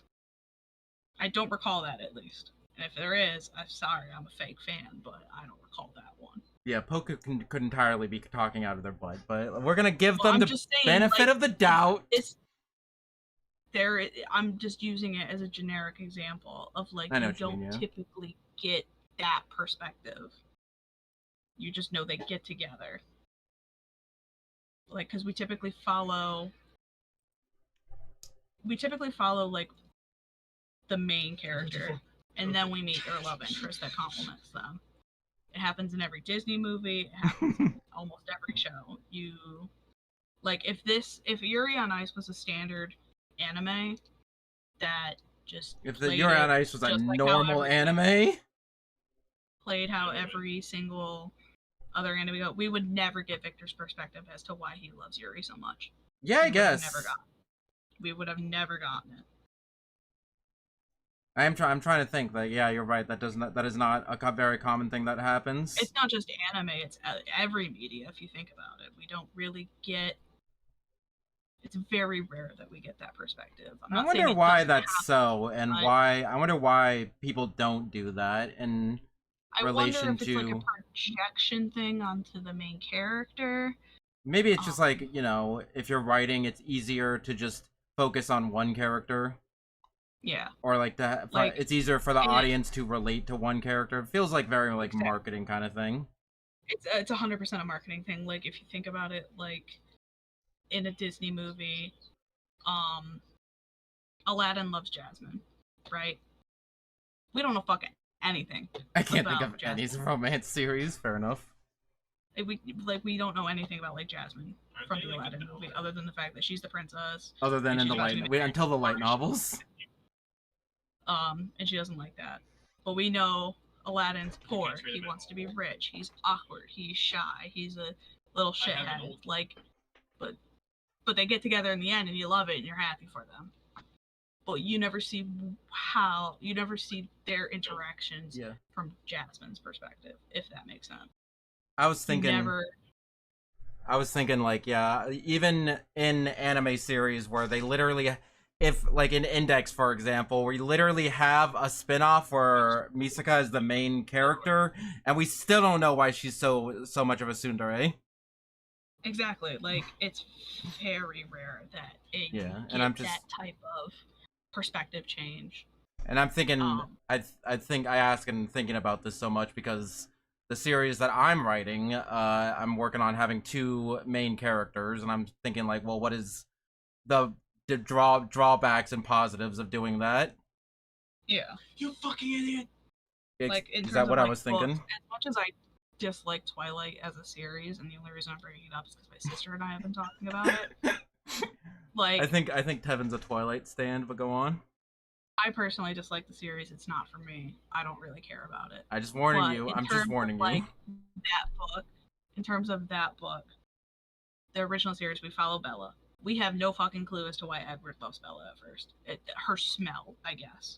She has a good smell. In the first just standalone book, when you first that's Biffy, I think. Bella and Edward, you follow Bella. She falls in love with Edward. You don't really know his perspective.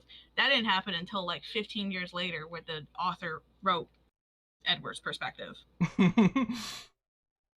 You gotta read the light novels for that. You gotta read the light novel for that one. So, but again, I find it very interesting that we even got that perspective when we get to talking about that episode. Yeah, that's just my thing. Yes, I appreciate. I'm a huge fan of autistic rambling. As a fellow autistic rambler myself, we shake hands. I'm very into analysis of my favorite media. Yeah, no, definitely.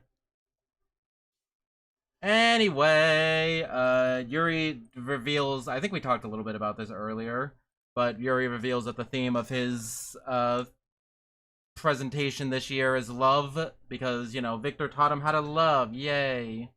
Yeah. And I don't know, I like that. And I think it's very cute. here's just more cute scenes of them being together. They're just being dorks. They're very stupid. I love them. They got They're just Victor. goofy. Victor got drunk in Shanghai or whatever. I forget exactly where they were. I want to say Thailand. And Victor got naked again, always naked.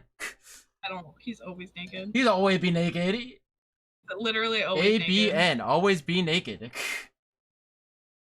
Something I do like about this series, it's very side minor plot point of, because they travel the world to go to different places. They often show off the food that are from these places. So here you can see them eating this dish in the episode, and during the eye catcher, you can see they show like a realistic picture of that dish, and they do that for every episode. And I just think that's a fun thing. I really like it personally. I also like how Victor has a tissue box of his dog. Look at this guy. He's a smart guy. That's a little funny and weird. That's a little funny and weird. He can't take his dog everywhere. You can't take his dog everywhere. But Victor's also just a freak. He's just a little freak. But yeah, Yuuri being super relatable in episode 7, where he got no sleep and then got very depressed and started overthinking, and then he had a good cry and then he felt better. Yeah. I forget exactly what it was about. Oh no, yeah, he said that he wants Victor to believe in him, because Victor's like, I don't know what you want me to say to you that won't make you so nervous and crying all the time. And he's like, I just want you to believe in me, that you believe that I can win, and I don't want to disappoint you.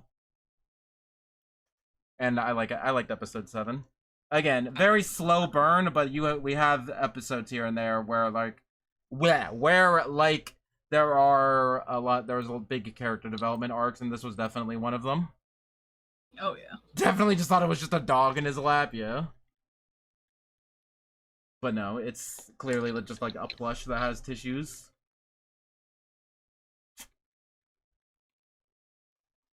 And then Yuuri did like a crazy ass skate thing. So, because again, you know, he got no sleep, got very depressed, started overthinking until he had a good cry, and then he felt better. I have at least 2 or 3 days a week where that happens to me, where I don't get any sleep, and I start overthinking things and getting depressed, and then I have a good cry and everything's fine. I never cry. Well, congratulations. I hope. I cry over stupid shit. I don't have like emotional breakdowns. They come out when I'm like thinking about something. Fair enough. I'll be thinking about I'll be watching something stupid and I'll just start crying. And I'm like, it's because of this, obviously, and not anything else in my life. I'm just a big crybaby in general. Don't worry about me. Watching a baby beaver video and I just start crying. A baby what? Beaver? Baby beaver video? I'm not kidding. I see that. He's like, he's trying to block off the door, like he's trying to build a dam with the stuffed animals, like he thinks he's in the wild. Have you heard what they sound like? They sound like little babies. Yeah, everybody's different about crying. Like, I remember I went like 3-4 years without crying a single time, and then I turned into a crybaby. I don't know what happened. The floodgates opened. It just happens. Anyway, they kissed. They kissed. Yeah, no, it led to them kissing. Well, this whole big thing about crying is Yuuri did a crazy skate thing to surprise Victor, and then Victor was like, the only way that I could surprise you was with a kiss! And again, yeah, if you don't know again, as we've said many times before, if you don't know the context, a little creepy, but, you know, at this point, Yuuri has opened up to Victor, Yuuri trusts Victor, even if Yuuri doesn't know everything that Victor's going on. And then we get to episode 10. We're getting to that in a second. Literally just talked about episode 9. That was episode 7. Whatever. You fake fan. Seriously, I had a phrase where I just want to talk about episode 10 because it's more important than anything that's happening here. I have 2 more notes about this batch of episodes, and then we can talk about 10. I seriously had a phase where I couldn't cry, and I was like right behind my eyeballs. I know, it's weird. The human brain is weird. Anyway, I like the reunion of the two Yuris, and Yurio sees his grandfather again and acts like a little puppy dog. I love him. Okay, guess I'm buying it. I also like Yurio's outfit. Very kind of crazy. Definitely warrants the Oh yeah, no, I love Yurio. the reaction. $3. Us- Such a shit. I also like how Japanese Yuri and Victor like cheer Yurio on. They're like, "Yeah, you can do it." They're very supportive rivals. Yeah, no, they are. They just want like the best for everyone. Like there's a healthy competition. That's what I like about the show too. Is there's competition, but it's like healthy. Yeah, Like but obviously they want the best, but they also want their friends to do good and feel good, yeah, it's a very wholesome series like that. which is very rare. Again, But I do like this part specifically because Yuri and Victor are cheering on Yurio. That only makes, because Yurio's a little shit, that only makes him like upset and like mess up his performance. yeah, he's like mad about it. He's like, "Why did you guys do that, you fucking assholes?" If I'm trying to show you guys up and you're out here supporting me and being good friends, No, like he- that's bullshit. That's fucking crazy. Yeah. Spit all over my tablet. And again, I'm still not 100% sure why all of Yuri's fans have cat ears. Because he likes cats. He likes cats. Okay, sometimes that's all you need to. Oh yeah, so at the very end of episode 9, or in episode 9, Victor's dumb dog tries to die in the middle of the tournament, just like Yuri's dog.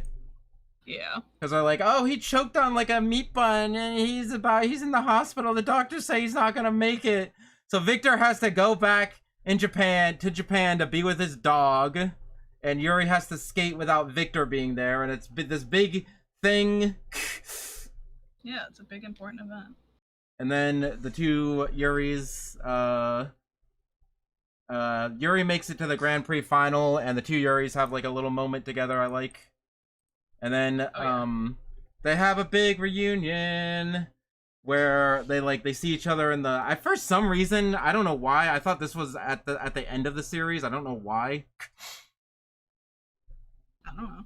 But anyway, so they have a big reunion at the airport and they hug, and then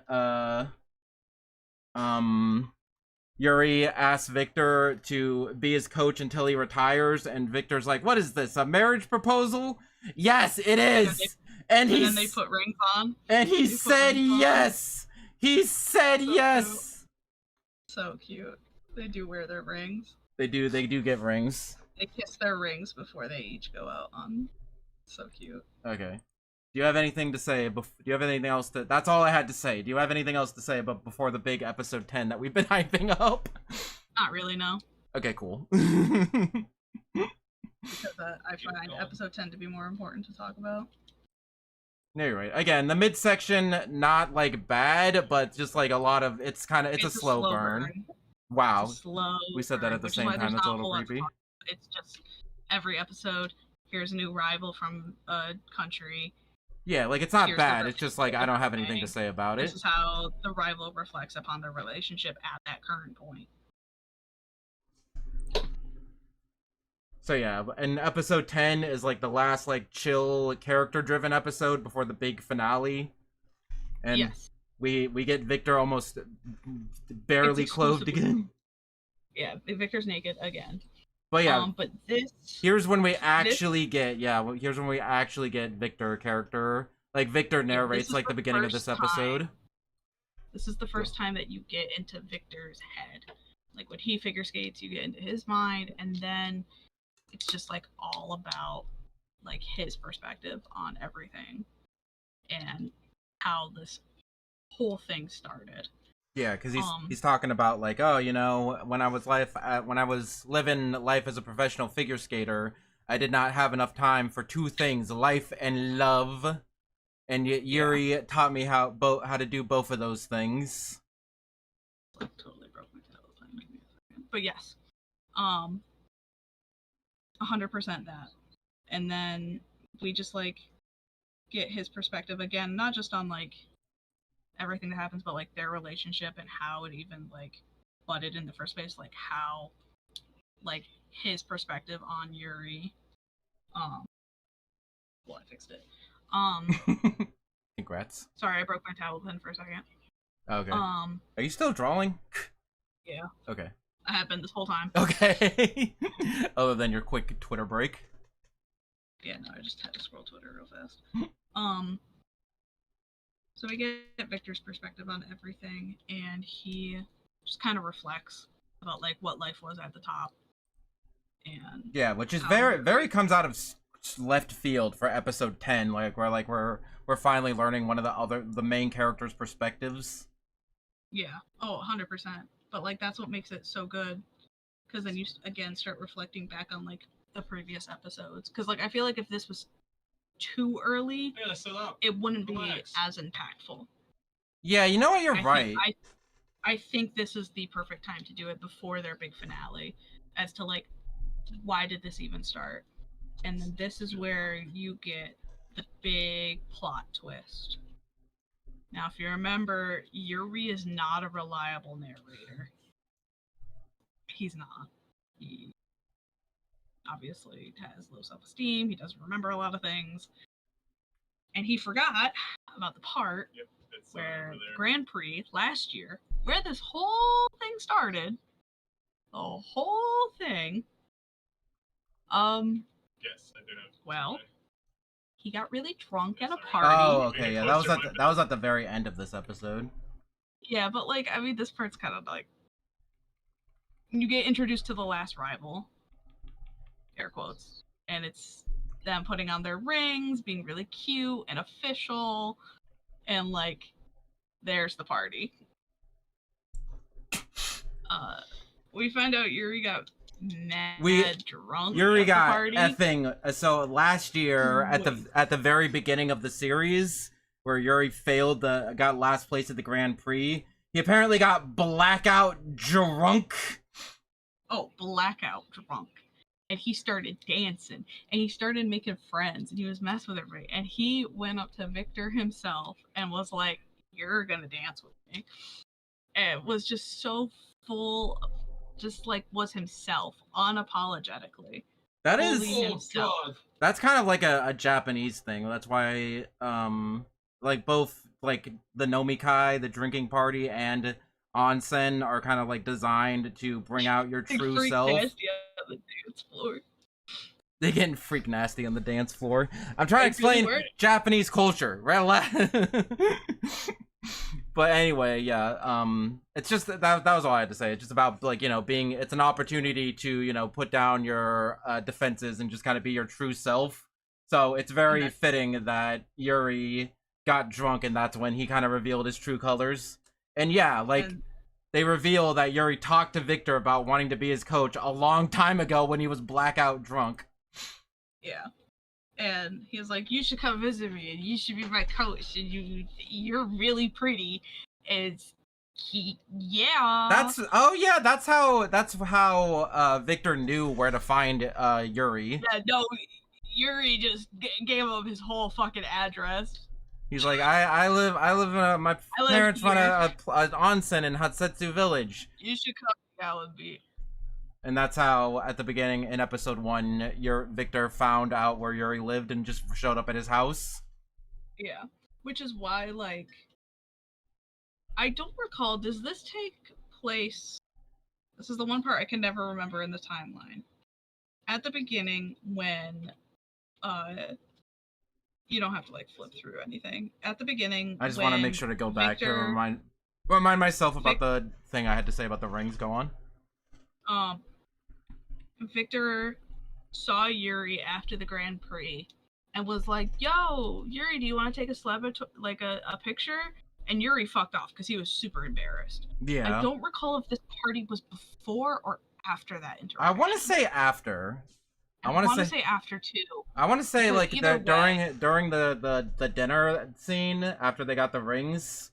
I want to say something like, "Oh yeah, you know, Yuuri didn't even want a picture with Victor, and then at the after party, then he got all drunk." So I want to say that party was like the last thing that happened before. I want to say so too. I just can never remember exactly, because like it changes how that specific interaction reflects.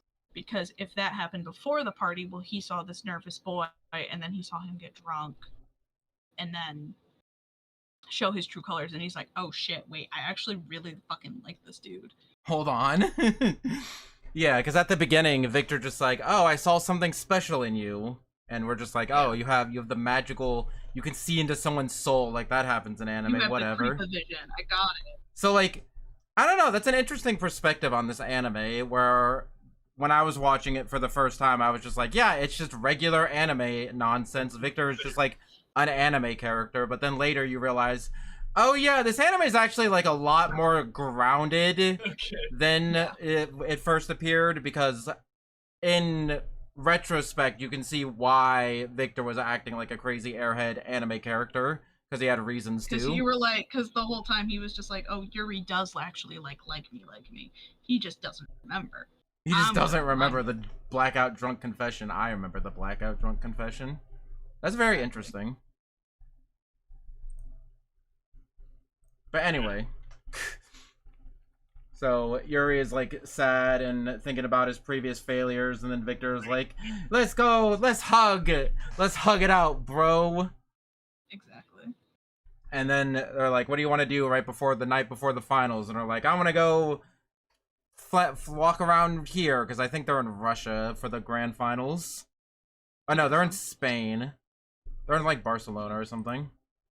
Yeah. I'm trying to remember too. Double check. Yeah, Barcelona. Okay. Were you looking it up, or were you actually? I have the wiki up. Okay, because I have a picture later on of that. Yeah. Barcelona. Yeah, Barcelona, Spain.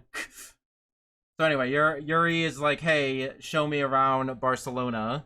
And then they take selfies everywhere. And also in the middle of this, Yurio has a whole character arc where he makes a new friend. Yeah. That's sweet. Really cute. Anyway. Well, it's not a new friend. I'm pretty sure they're old friends. Oh yeah, they're like, oh yeah, I remember. They were childhood friends. Because they knew each other, they got so far. And because they got so far, they finally reconnected. Yeah, because they were like, oh, we had the same, skating rink when we were kids, and I always looked up to you, and blah blah blah and stuff like that. Mhm.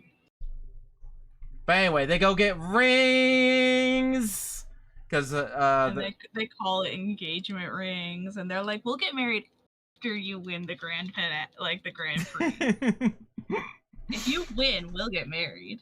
And also, we'll get married after you win one. Yeah, I don't think, reminder that in Japan, Christmas is romantic, is like a couple's holiday. So it is not a coincidence that this takes place during Christmas time. And yeah, they have the Christmas, and then the ring, and then the church imagery. Like, there's a lot of like, that through the story, they're framing it as like, oh yeah, I want to give you a good luck present or something to that effect, or like a thank you for all the things that you've done up until now. But if you look at all the context, if you read between the lines, and by read between the lines, I mean, look at the images that they are showing on screen, they're getting married. They're getting fucking married! They're gonna have 20 million fucking kids! They're gonna be... Uh-huh.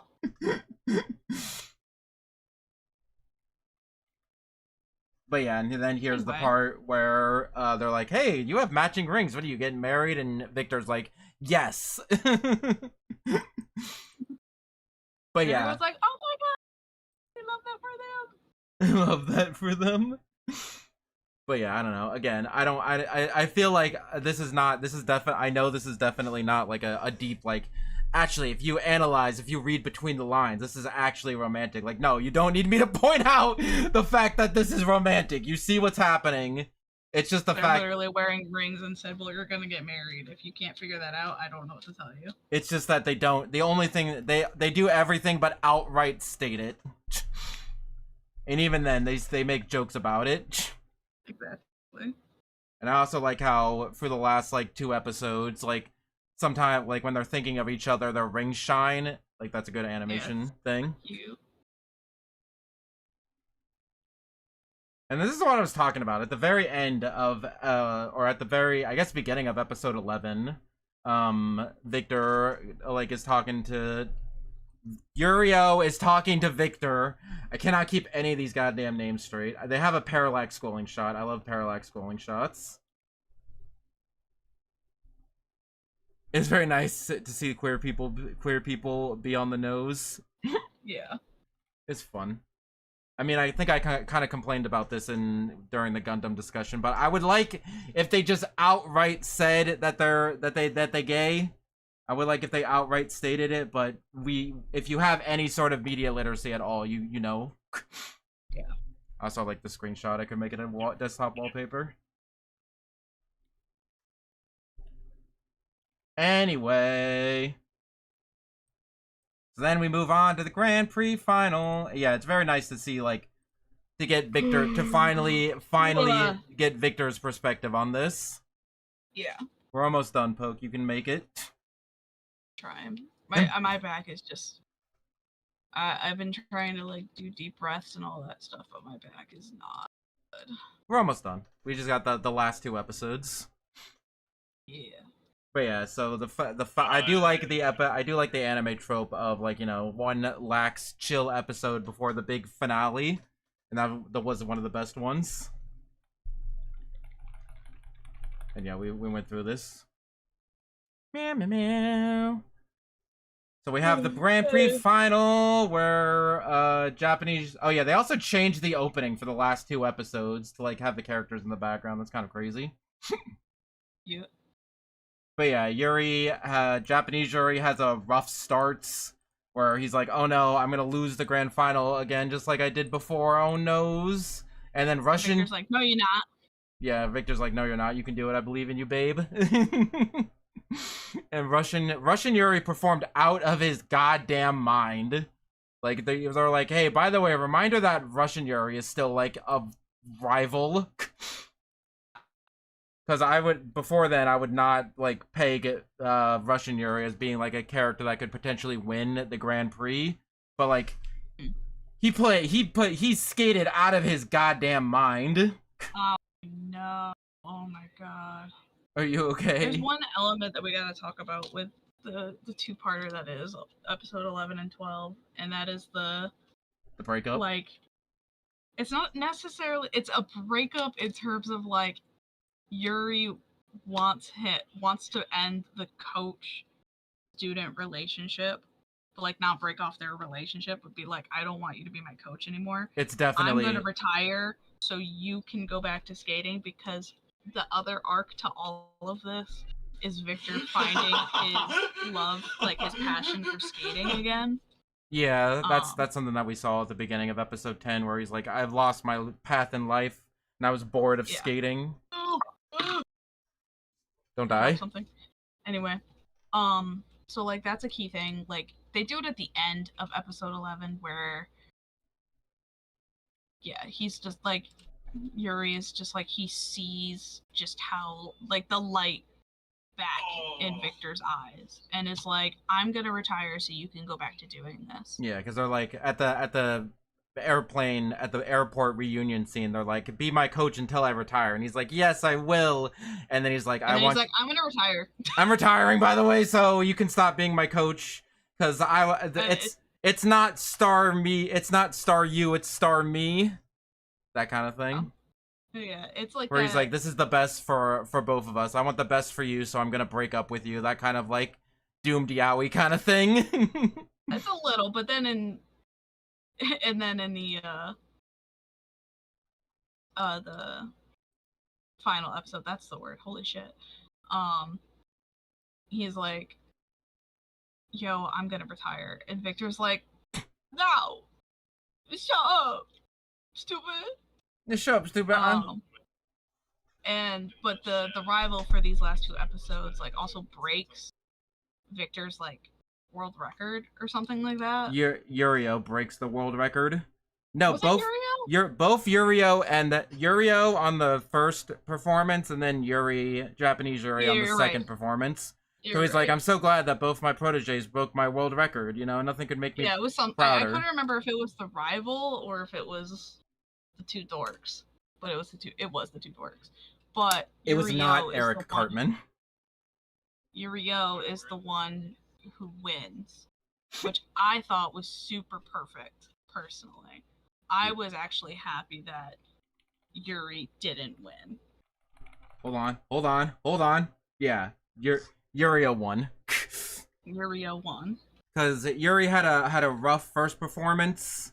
Yeah, they literally, literal point point 1 12, point 12 yeah points in terms of this. Like, that is how close they were.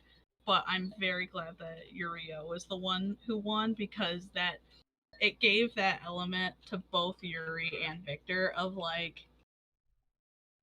Victor's like, well, I'm not gonna be your coach, but I also can't kiss your gold. I can't kiss your medal because it's not gold. So you better fucking win one next year. And he's like, but what about you? And he goes, oh, I'm also gonna kick your ass too.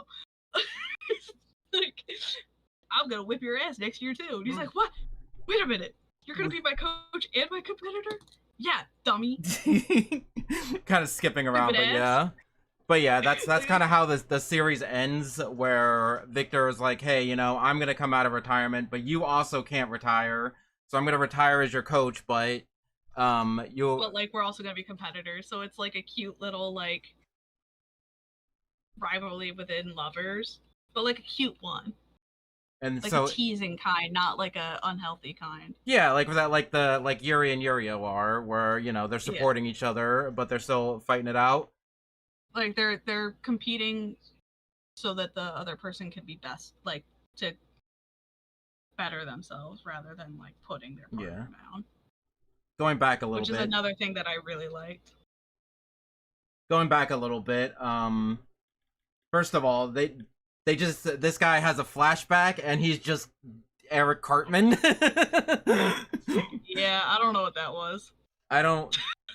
For some reason, there's a lot of South Park references in anime. Not 100% sure why. Couldn't tell you. Anime just loves South Park. I don't know what you want me to say.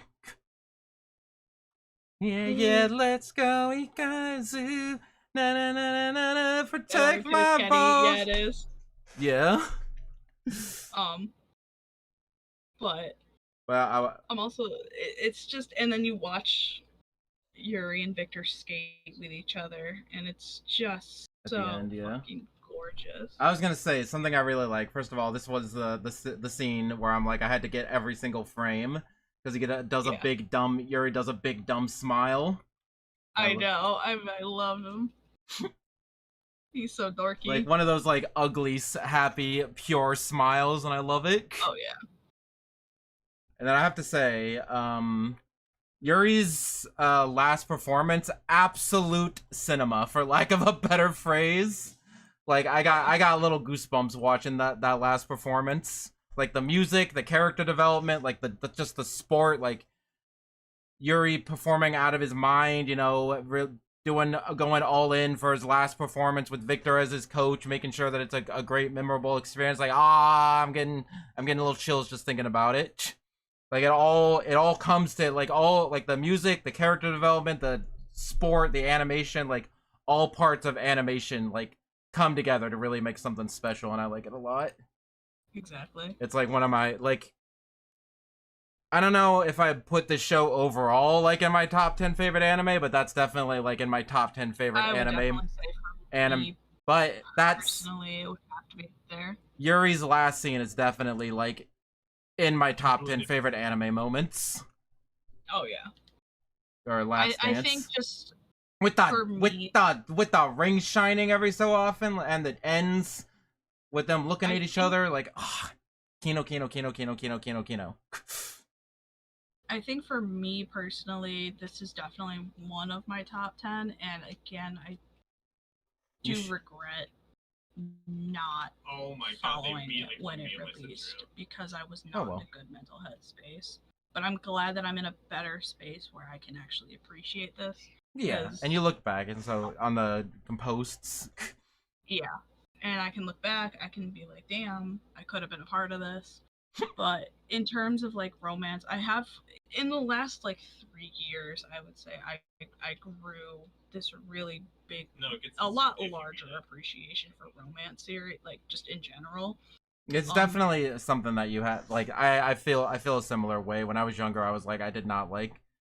I liked. Even in my early 20s, I was like, I do not give a fuck and a half. Get away from me. It was like shows like Clannad was the closest I got to like liking romance, and that's barely counts. I think for me, it was a period of time where, like I said, I didn't really get into romance super hardcore until like 2019, and then the pandemic kind of just like happened, and that was what really made me just sit down and really appreciate stuff.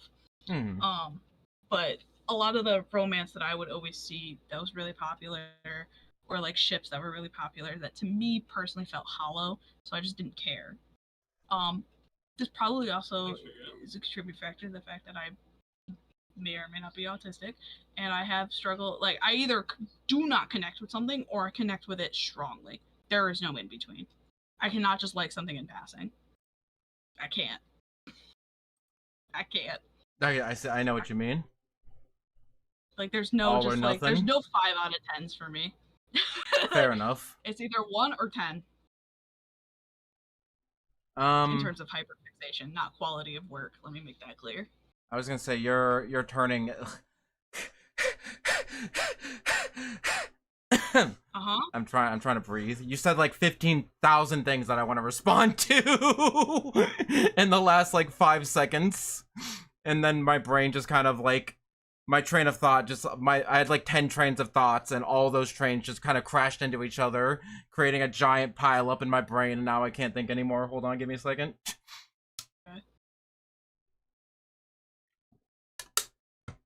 Okay, so first thing, what got me on romance anime was watching a show called oh fudge, what's the English name? Snow White with the Red Hair. Is a very, very cute romance series. But the main character, like the protagonist, is the girl, and that kind of made me like, I don't know, maybe what made me more open to the idea of romance was like more, I guess, embracing my more feminine side, and an anime romance with the female as the main character kind of helped me relate more and like understand like, oh yeah, this was kind of what that happened. This is kind of like, you know, what the appeal of romance is, now that I was not like repressing that side of myself. Yeah, I get that.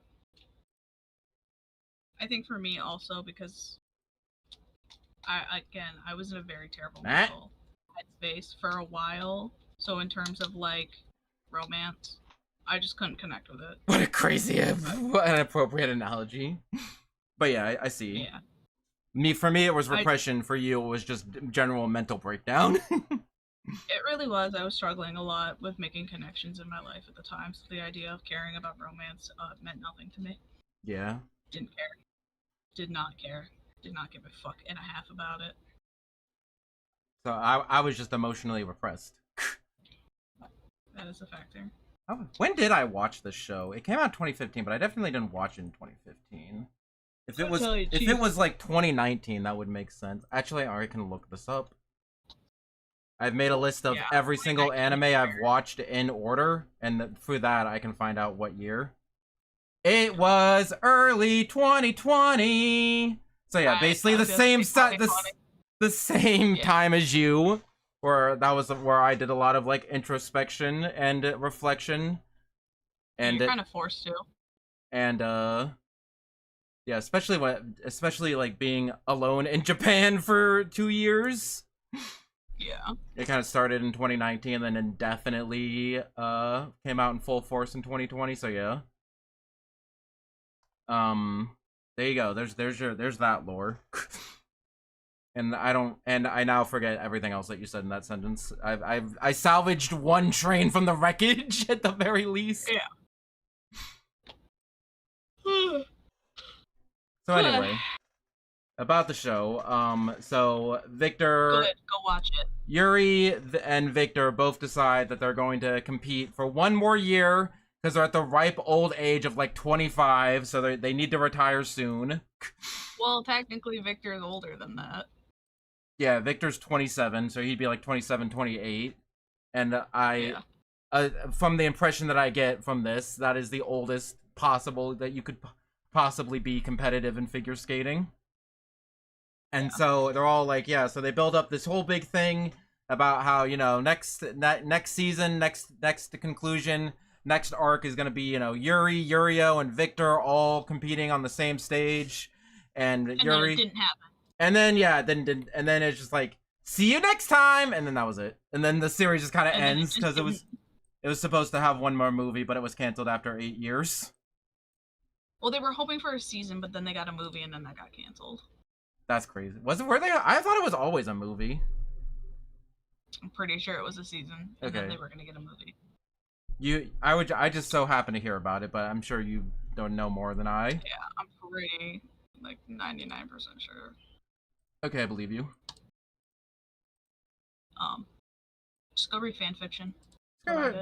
But there is something to be said about leaving your own interpretation of the ending, leaving the ending up to interpretation. Yeah, I think it ended on a good note where, to some extent, it's both a you want more, but also it is a satisfying ending. I would say it's a pretty satisfying ending. Like, if we were to never get a continuation to this, I don't think that ruins anything. I think it's just open, and I think it's allowed to be that way.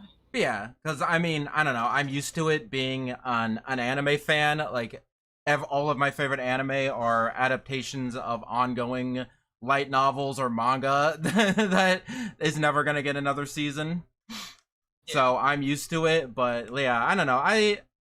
Yes, the lack of an ending where they were building on something and it just kind of never went through is a fault of the series, but there is also something to be said about leaving the ending up to interpretation. Yeah. You know, the more I talk about this series with you, the more I'm like, I think I might like it more than I originally thought. Yeah. That's the thing with this series. Like, when the first time I watched it, I was like, oh, that was pretty good. And then I just kept thinking, and I went, no, I gotta watch that again. Because I think when I first watched it, I gotta watch that. I gotta see that one more time. Wait, one more time. Wait, one more time. But yeah, it's definitely been a thing that's been in the back of my mind for like the past 9 years. Yeah, you're gonna be in the shower and you're gonna randomly think about this, and then you're just gonna spiral. I'm gonna go back and find that one clip of Victor tearing up with the I know with the context. Dude, I didn't catch that until like my third watch. I'm gonna be honest with you. I'm gonna be so straight up. I did not catch that until like my third watch, and I like scrolled through the because I was like on YouTube, and I was like scrolling down to look through the recommendations, and then I caught a YouTube comment that was like, I can't believe Victor was crying when Yuuri said no. And I was like, what are you talking about? And I went back and I was like, because it's so subtle. I think I tried watching it when it was new. 100% after listening to this discussion, I would recommend watching it again. Yeah. I think this is one of those series that really benefits to watching the entire series in one full.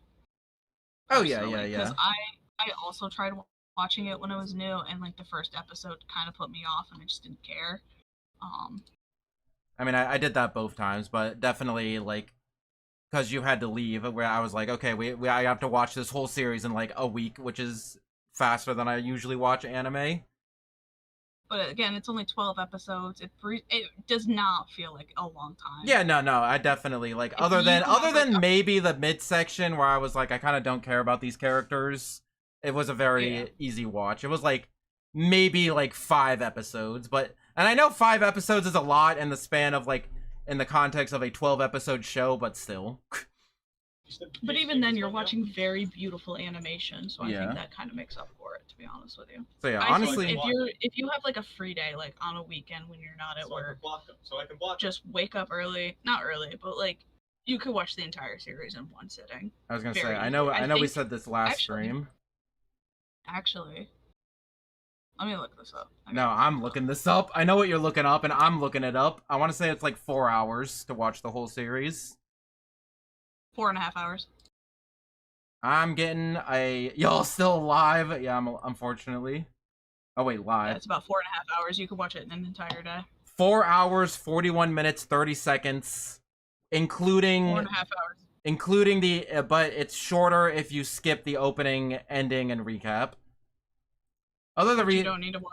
or not the recap, the preview for the next episode. Although sometimes the commentary for the preview for the next episode is kind of funny. Yeah, kind of, but like it's not necessary. Dom said it was 4 the other day. Dom was doing math off the top of their head, and yeah, I'm looking at the actual numbers here of 4 hours, 41 minutes, 30 seconds. But I couldn't recall off the top of my head. 4 hours, 41 minutes, 30 seconds. Front to back. But yeah, very solid series. The only downside is, after talking about it, is not even a downside, is the weak side characters and the no ending. But again, the side characters are still good. It's a very subjective opinion. I do not find the side characters weak at all. I mean, you know all art is subjective, right? I understand that, but I'm just saying I don't see that as a con. It's a con for you, but in terms of the show, I don't see that as a con. Yeah, and honestly, I'm starting to be talked out of it. That it's a downside for me. Yeah. And again, I'm used to endings, but and also it doesn't change the fact that it's a great anime. It made great use of anime as a medium to tell a story, because again, they were able to have those dance and music sequences that relate to the characters. And they were able to write songs. That's not something that you can do in a manga or light novel adaptation, at least not very easily. Yeah. So, and it tells both a really good sports story and a really good love story that just so happens to be gay. Yeah. And that's what I like about gay love stories.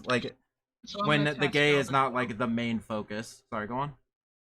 I'm gonna task you with something. I want you to go on youtube.com on your free day. Watch the first 3 episodes.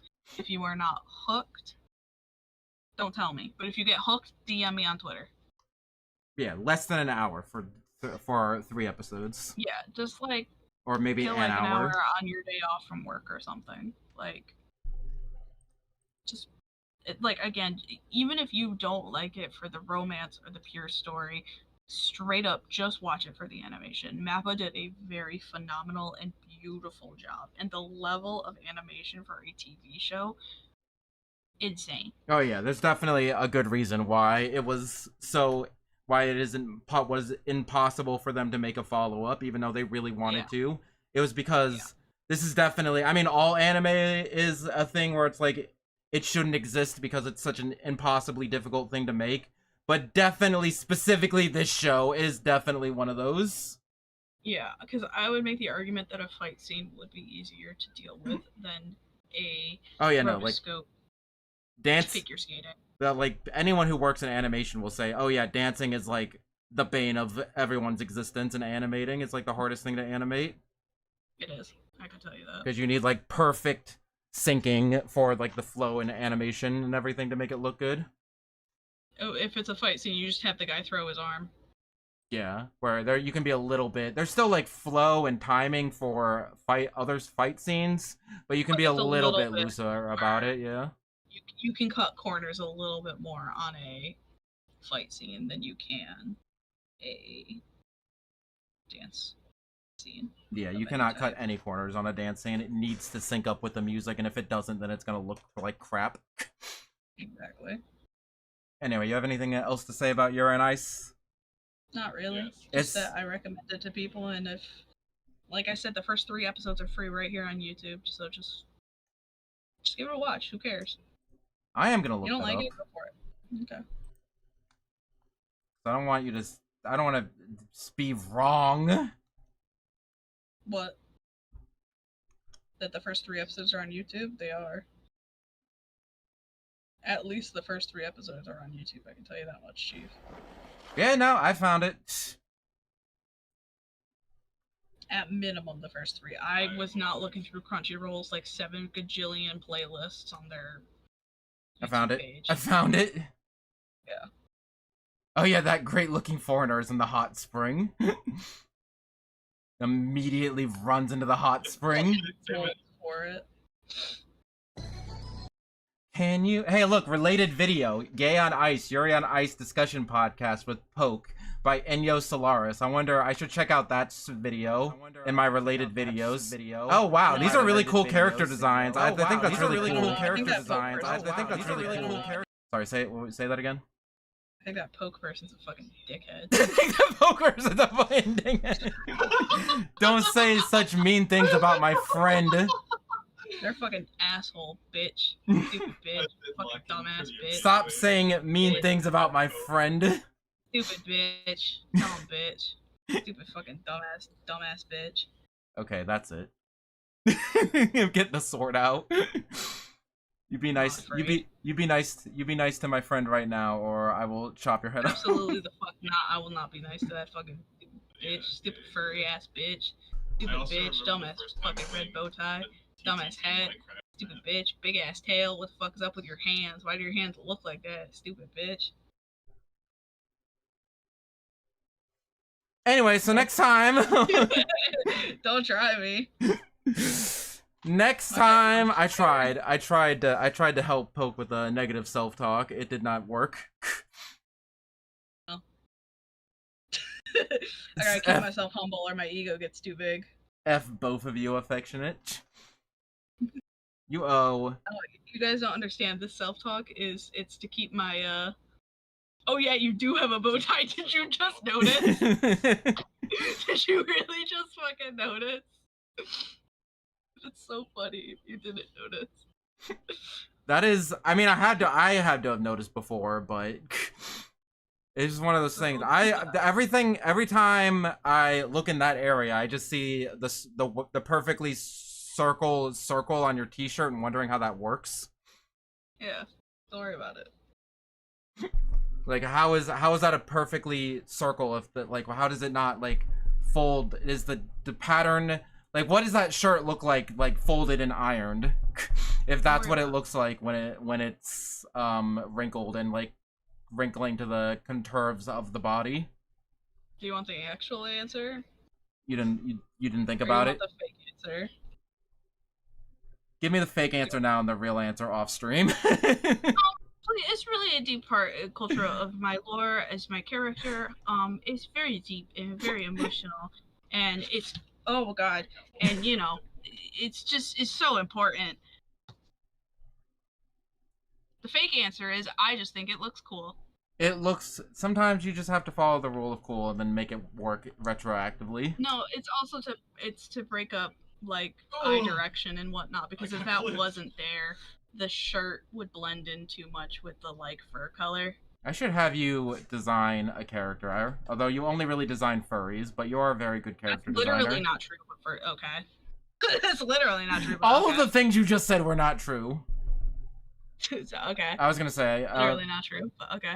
When I was working on my VTuber design, I remember you gave me a lot of good feedback. Yeah. I make a lot of character designs. I just either sell them immediately or I keep them and never show anybody ever again because they're mine. Anyway, at some point, I should have you design a character. My favorite one that I've ever made is one of my favorite OCs. I'll just DM. Oh my god, you're wearing a shirt. Yeah. You can kind of. It's a slight different color than the rest of their fur. Yeah. Anyway, this is my favorite character design I've ever come up with. This is Aya. I love her. Anyway. Oh, the anime Naruto girl? Yeah. If you want to see that and more, then go follow Poke. Link in the description. Looks at the two buffed men that... every now and again.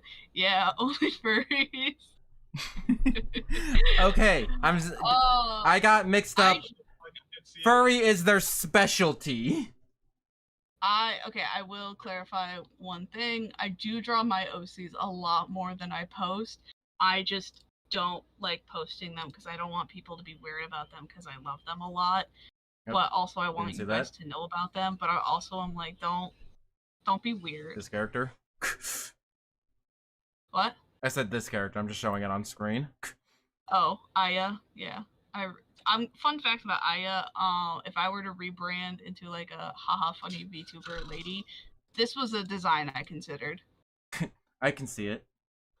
Yeah, I like the green.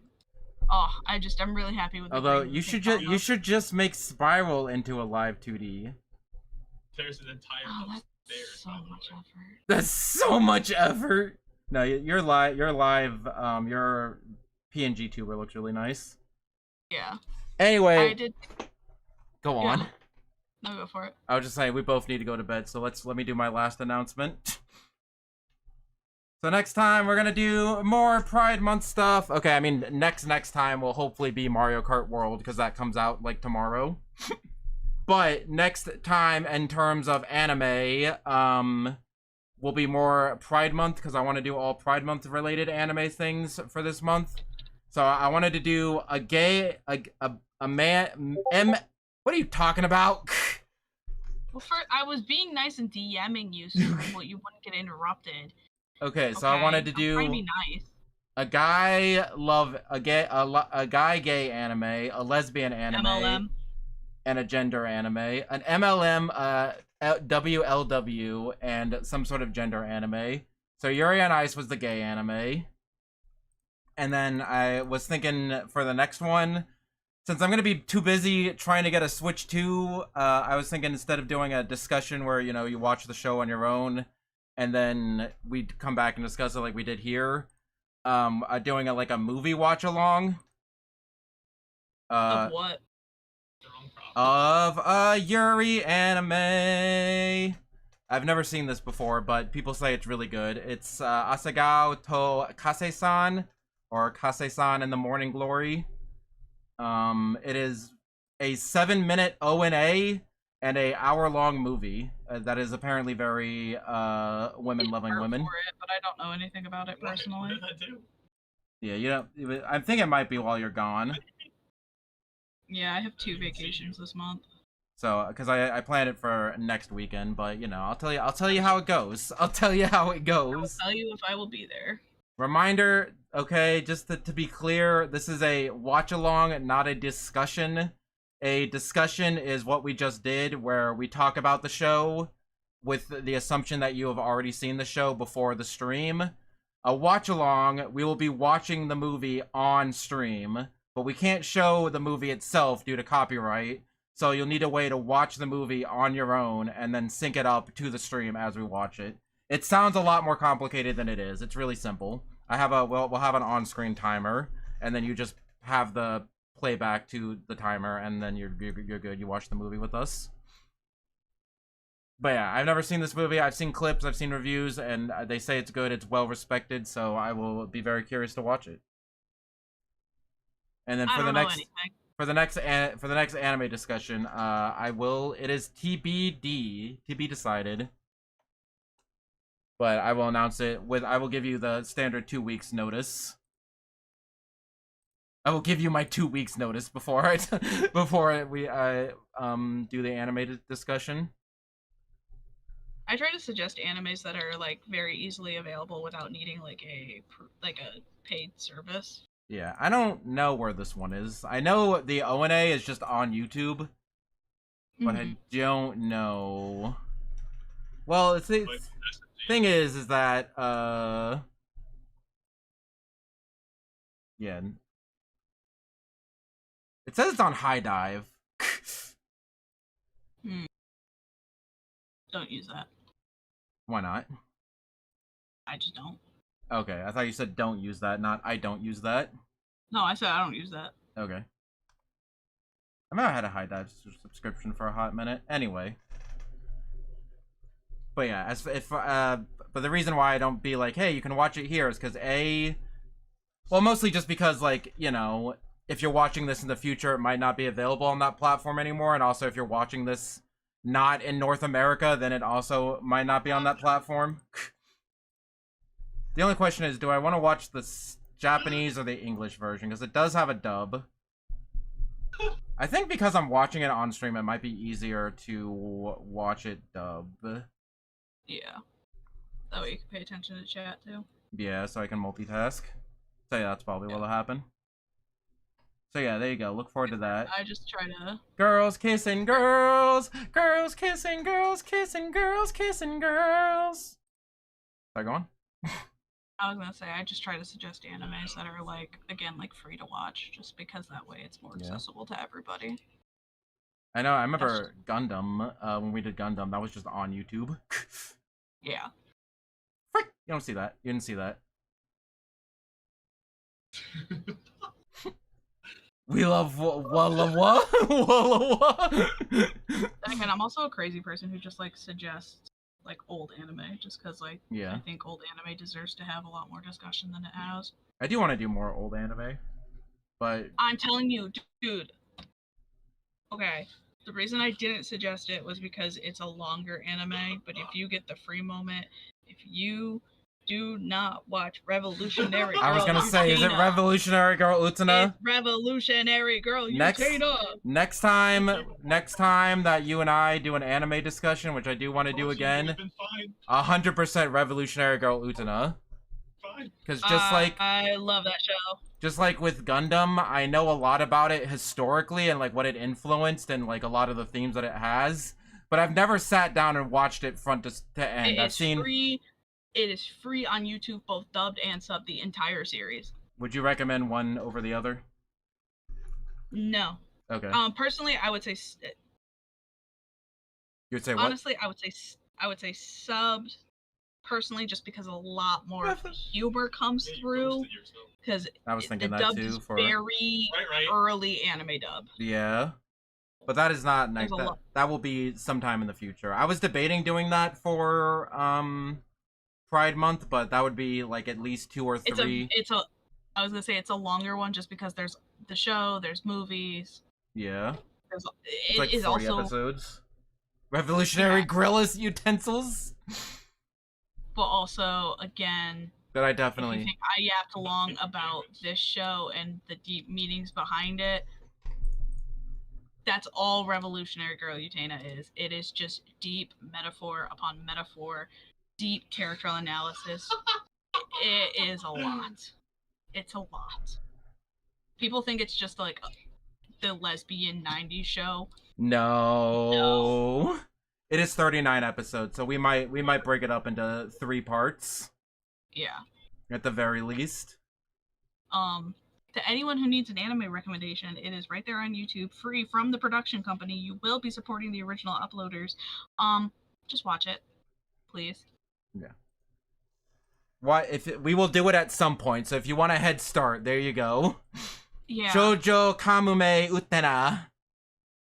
Super good. Kakume, sorry, not Kanume, Kakume. Shoujo Kakume Utena. Very beautiful.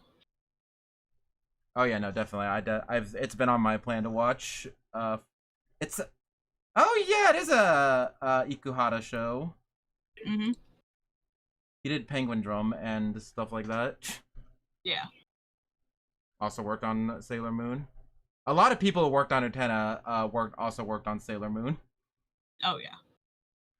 And also Evangelion. I think it also had a lot of similar staff.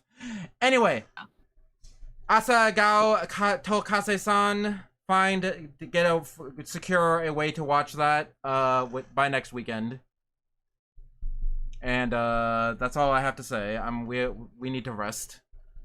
Because Poke is falling apart, and I have to get a good amount of sleep. Because I have a big day tomorrow, because I have to go fight in the Hunger Games to get a Switch too. Did I tell you about this? Yeah. Okay, yeah. About how GameStop is like, oh yeah, we are doing a midnight release party that starts at like 5 p.m. And if you come at 5 p.m., then you can enter games in order to win to be in the front of the line to buy the fudge, I can't think. If you can come at 5, you can come to the GameStop early to play games to win a ticket to the front of the line to buy one of the Switch 2s that they have available that are not for pre-order. Cool. Ava mentioned, has Mart been here the whole time? What were you aiming for? Because I saw a black and white. No, Mart's been here the whole time. Yeah, Mar's been here. Mar and Tevin both have a black and white profile Yeah, icon. Mar's is getting a movie. I don't know what that is. It's a gay thing. Well, sign me up. Is it an anime? No. Unsign me up. Unsign me up.